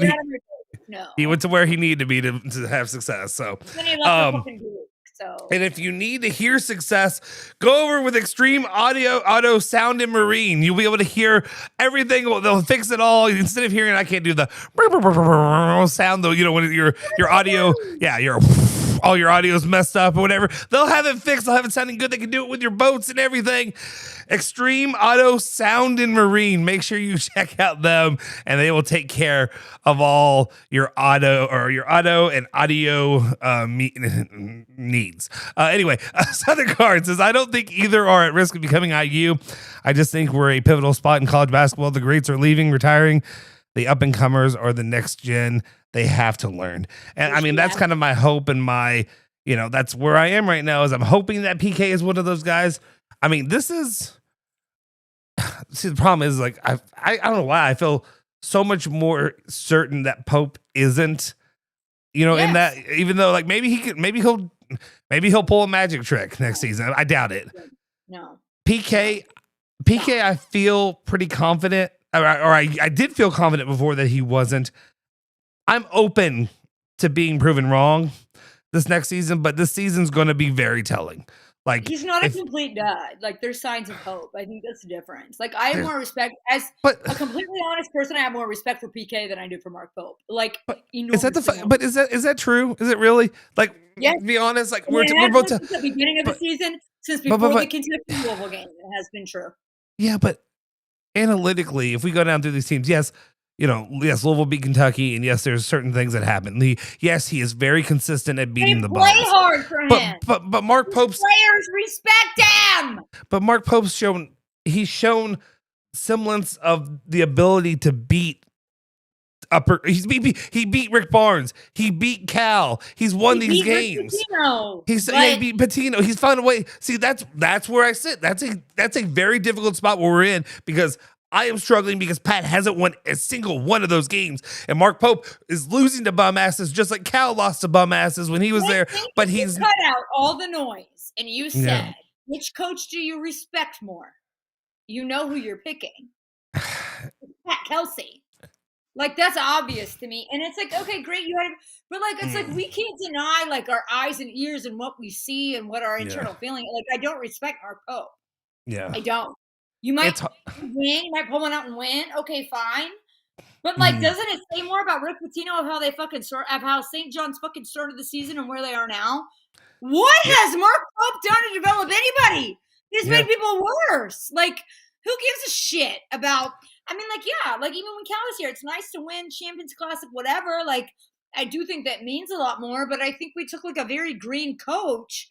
And it's just so evident. Like, with Calipari, expectations are different because it's not a green coach, right? So it's like, you should win Champions Classic. You should, with your ability to recruit and like how long you've been in the game and your wisdom you should have as a coach, you should win those early games. With Mark, it's like, okay, let's say you do, but that's just like a one-off. But I think the bigger story that we were talking about earlier it's like, okay, like, let's say we get all excited because you win something, but the bigger story is like, do your players respect you? Recruits don't respect you. Nobody's coming to play for you next year. Opposing coaches don't respect you. National media don't respect you. It's not all about that, but I think everybody's seeing the same thing. Like, if it's rooted in honesty, I do respect Pat Kelsey. Look at who's recruited to play hard. He recruited great guys, and I think he'll be able to do that in the future. I think he's on the ascension, and Mark Pope is the opposite. What's going to be interesting, because I remember because there's a UK fan at where I work, and I remember I would mess with him, and I'd be like, y'all going to get anybody? Y'all, like, where are you? And they end up spending all this money, and I'm like, did they overspend to get guys in the end? And then, like, there's some of them that are viewed highly, but like, they're good pieces. Like, they're like, if you had Jaden Quain's not just scoring 20 points and you had him all season and had him healthy, but again, he was injured when you brought him in. Right. I mean, Jaden Quain's reminded me of Montrezl Harrell. He did, like, the physicality, the way he played and all that. If you had him the whole season, I'm talking different. I really don't have a ton of respect for Jalen Lowe. I don't. Like, I watched him play at Pittsburgh. He's fine. He gets his, but I never thought he was a game-changing point guard. Like, he was a guy to me, and I understand he got injured, but I just didn't. I was like, oh, that's fine. Kentucky can have him. I was like, that's fine. Whatever. And that's why I kind of wonder, like, because early on, and maybe we'll follow that same trajectory. Remember last year and the year before, both times in the portal, Pat Kelsey went out there, went for his guys, got it kind of done, wrapped early. Like, he went and got Isaac McNeely. Anyway, he went and got Ryan Caldwell. It was. I know. I don't. I don't. In high school. Sorry, I get it, and like, I could see it, and yes, he got 4 stitches in and went back in the game, and I give him respect for that. But what was in the haircut? I feel like he should play for Purdue. I see, and that's one of those things. See, that's one of those things where I'm like, what's with these haircuts that are like nerdy haircuts that you get your ass kicked back in high school? I was thinking that are nerdiest motherfucker today. Yeah. Lloyd Christmas ass at the free throw line. I was like, all right, back then, no. Yeah, why is all that stuff popular now? Anyway, see, we could go on forever about that. But real quick, he went out there and he got Adrian Woolley. And Adrian Woolley was one guy who he had potentially in there, didn't ever live up to what because he kind of backed up Mike Hell, and he didn't get a ton of minutes. But he's a guy who was a high clip shooter who I'm hoping they retain and hoping he can be that next year. Ryan Conwell was worth every penny. Ryan Conwell was. I love that kid. I love that kid. No, he's so likable, and he works hard, and he just brings it every game. He's a gamer. Yeah. I like that kid. Yeah, that kid. And so, like, he went out there and got it done early. And then there's, like, I do remember being again, and I did it the first time, and I did it the second time. Where's the big guy? Like, where are the big men? Where are they coming in? Case and Pryor. And I do forget, and I remember, because last year, and Strebel loves to just hate on Case and Pryor, and I get it, because he is, and my friend Dwight, who's a big UK fan, said the same thing too. He looks like a Louisville player, and I'm like, okay, I get it. He looks douchey. He looks kind of whatever. He looks like an Eminem, whatever. He looks like he listens to a lot of Eminem and stuff like that. And I'm like, I get it. It can look that way. But I loved Case and Pryor when he first was playing until he got injured around Indiana last year. Like, he was bringing it every game. And then, like, the guy who came on with, I think it was Strebel, was talking about Case and Pryor. He covered USF and said he went out there, put up 28, 16, and 10 or something like that. And he was just a baller. And I was excited to get him. And I forgot, Louisville paid him a lot of money this year. And something happened. Like, not just that when he came out there and he wasn't playing great, but he didn't get a lot of minutes. He didn't get a lot of time. There was some issue with him and PK that maybe we'll never know about. I've seen people talk about he could have another year too, and I'm like, I don't think we're going to spend that money, and I hope what I would love to know about is what the hell happened in that UK locker room after the Kentucky-Louisville game. Yeah, and we'll what happened? Know. Was it made up? Did it happen? Did something actually happen? Absolutely happen. It 100% happened. Because Mark Pope is such a little child that he had to act weird about it in the presser. Like, how about how are you so bad at doing anything that you can't just come out and just be like, not say anything? Why would you even bring that up? Like, you're bad at your emotions. Bye. No, I completely agree with you. Let me hit a few more of these comments. Sorry, I appreciate everybody that's in here. Drew, people like that. I think Drew says, Iowa's coach was kicking ass in D2 for years before coming up to D1. We don't need a name. There you go, Ruby. Let's go.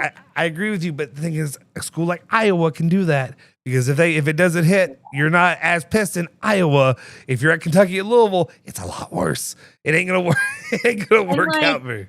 An AD is more important. Like the AD, and like, sorry, Cal was right. Administrations win, and not that I agree with anything currently happening with Cal or his comments, but you're damn right. Like, that's why we're stuck where we are. Yeah.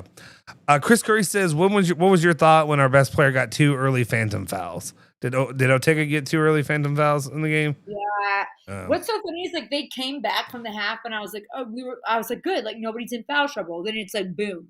Owe, boom, Chandler, boom, all these people. And it's like, okay, still don't care.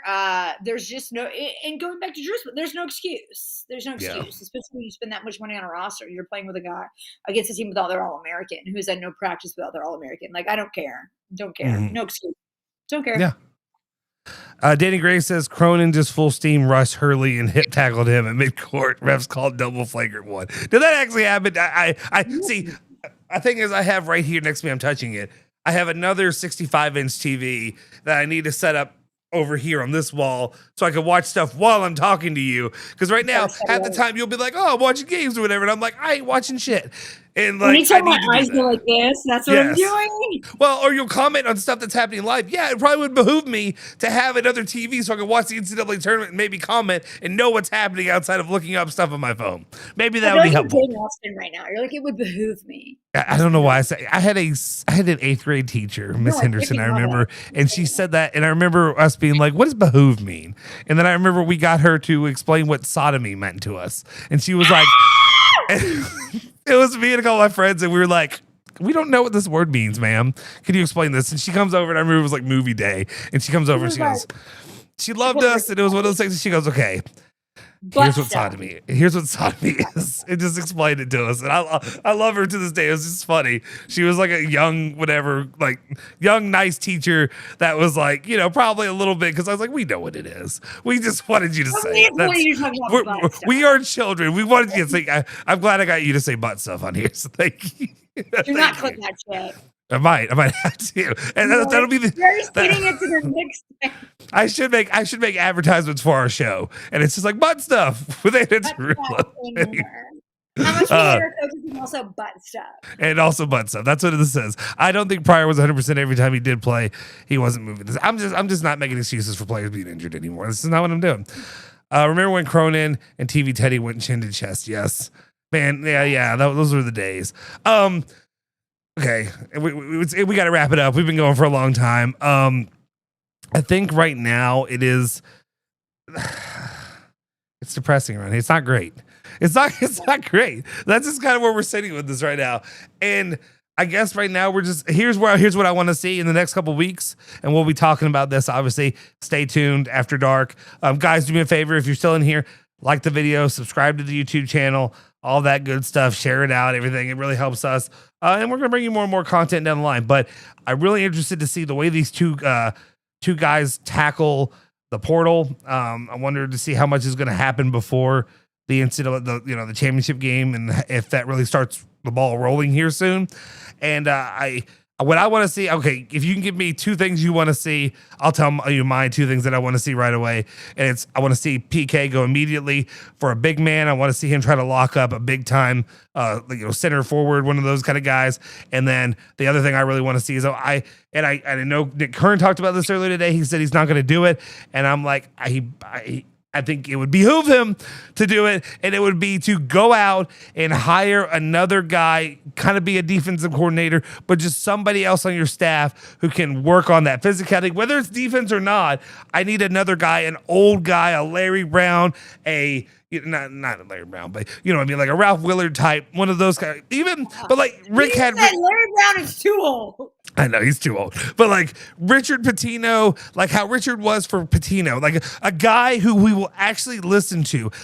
Right now, we got a team full of a bunch of Charleston, or, College of Charleston guys and Peyton Siva. And like, I love Peyton Siva. I'm glad he's on the team. I want to have him there because, whatever. But he's, again, a player. I need a guy with years and years of experience who's just going to read the game differently, see the game differently, and being able to go up to PK and tell him, get the fuck out of Dodge with this. That ain't going to work. Make this adjustment. I need that. I need that right now. This sounds like what Kentucky fans were pining for when Calipari brought back Orlando Antigua and some of that other staff. And I'm not saying Kelsey will do the same thing, but I do understand that wish. And I'm jealous of you guys that you still are finding a path that you think can make a difference, because with Mark Pope, I think this year shows that it doesn't matter what you bring in or what changes you make, because you could bring in anybody, and I don't think the respect level is going to change. Like okay, so you recruit within your level. Okay, what's going to make them successful? Bring in a bunch of kids that like would go play for like BYU or whatever, who have no other choice of where they're going to play. But anybody who values toughness or who was born and bred and raised and how they play on toughness, like obviously doesn't respect Pope. But I think that's the whole issue. Like that, and we've touched on this. Like it's a foundational problem. Like. You can recruit LeBron James. He's not going to respect you as a coach. It's like almost worse than like NBA players and coaches. Like it doesn't matter. Okay, so go back to recruiting who you recruit. And I'm not saying it's like, let's just go. I'm not trying to make a crusade, a religious battle. Let's all go Mormon with it. But like, are those the players that only play hard for you, that are like ACT top scorers and overthink everything? It's like, all right, if that's what it takes to be successful, get out of my face. You're never going to win. Like, anybody who values toughness and wins on toughness and who is physically gifted wants to laugh in the face of somebody who overthinks going above or beneath a screen. Like, there's no fix, is my fucking point. Like, you can kill it in the fucking portal. I don't give a shit, because you're going to get there and you're going to be like, who is this joker? Who's this weak-ass joker? I don't want to follow anything they say. So, I'm at the point of no return. And I think that's why today was so disappointing, because I just think it is what it is. The table is set. You see what's there. You see what's available. Okay, go recruit the best of the best. It's not going to change how players respond to you or anything like that. With Cal, there was always hope because players responded to him well. And I'm not saying I want him back, anything of that sort or that manner. But it just leaves a much lesser margin of hope when the guys you can get don't even respond to you. So I'm pretty hopeless. No matter what he does. And okay, I'm at Stoops level, and I said this from the beginning of the season. I don't care. Go win a bowl game. I don't give a shit. You still suck foundationally. You're still a bad coach foundationally. So whatever you do, I don't care.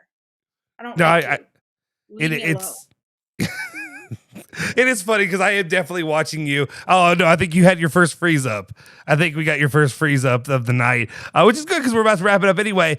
But Danny Grace, a couple people saying neither fan base should get excited with the offseason moves. Rosters won't mean anything until games are played next season to see if real changes were made by the head coaches. We both thought we had Final Four teams this year. And I think that's a good point. I think that's definitely where we kind of sit with it right now. And it's a frustrating place to be for Louisville and Kentucky. I am enjoying. I think Tarullo is fully frozen and she may drop off here in a sec. But I'll go ahead and wrap it up anyway. But anyway, as it is, Louisville, Kentucky are in difficult places, not exactly where we want to see the Cards and the Cats be right now at this place in time. And I'm hoping, maybe there could be hope in the future. Hope with Pope, cope with Pope, if you will. I'm willing to give PK another year. But I think a lot of Kentucky fans, unless you're really just kind of, I don't want to say delusional, but I think unless you're really thinking that something else is going to change and really going to make a difference here, I think you probably kind of read the room, and I just don't think PK that Pope is going to be a guy that's probably going to win Kentucky a national title, and that is the standard for Kentucky fans, and they don't seem to shy away from that as well. Walt, Nicholas's great show, guys. L's up, appreciate it with the incredible bulk. As well. Anyway, guys, that'll do it. If you could do me a solid favor, smash the freaking like button, hit the subscribe button, hit that bell icon to stay notified for all of our latest videos. We're going to be posting a lot more stuff for you guys here, especially in the off season. Kentucky, Louisville going after these players, going and getting it done. And oh, look, Anna Tarullo is back. So she is back once again. We'll see if we can get her in here. Since I was kind of wrapping it up, but she is back. She fell off. This happens sometimes. And hey, it's pretty good. It was almost 2 hours in before it happened. That was crazy.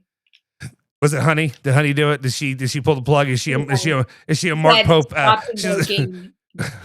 What if she was a Mark Pope asset? What if that's what it was? She's coming in undercover, and we're pulling this shit.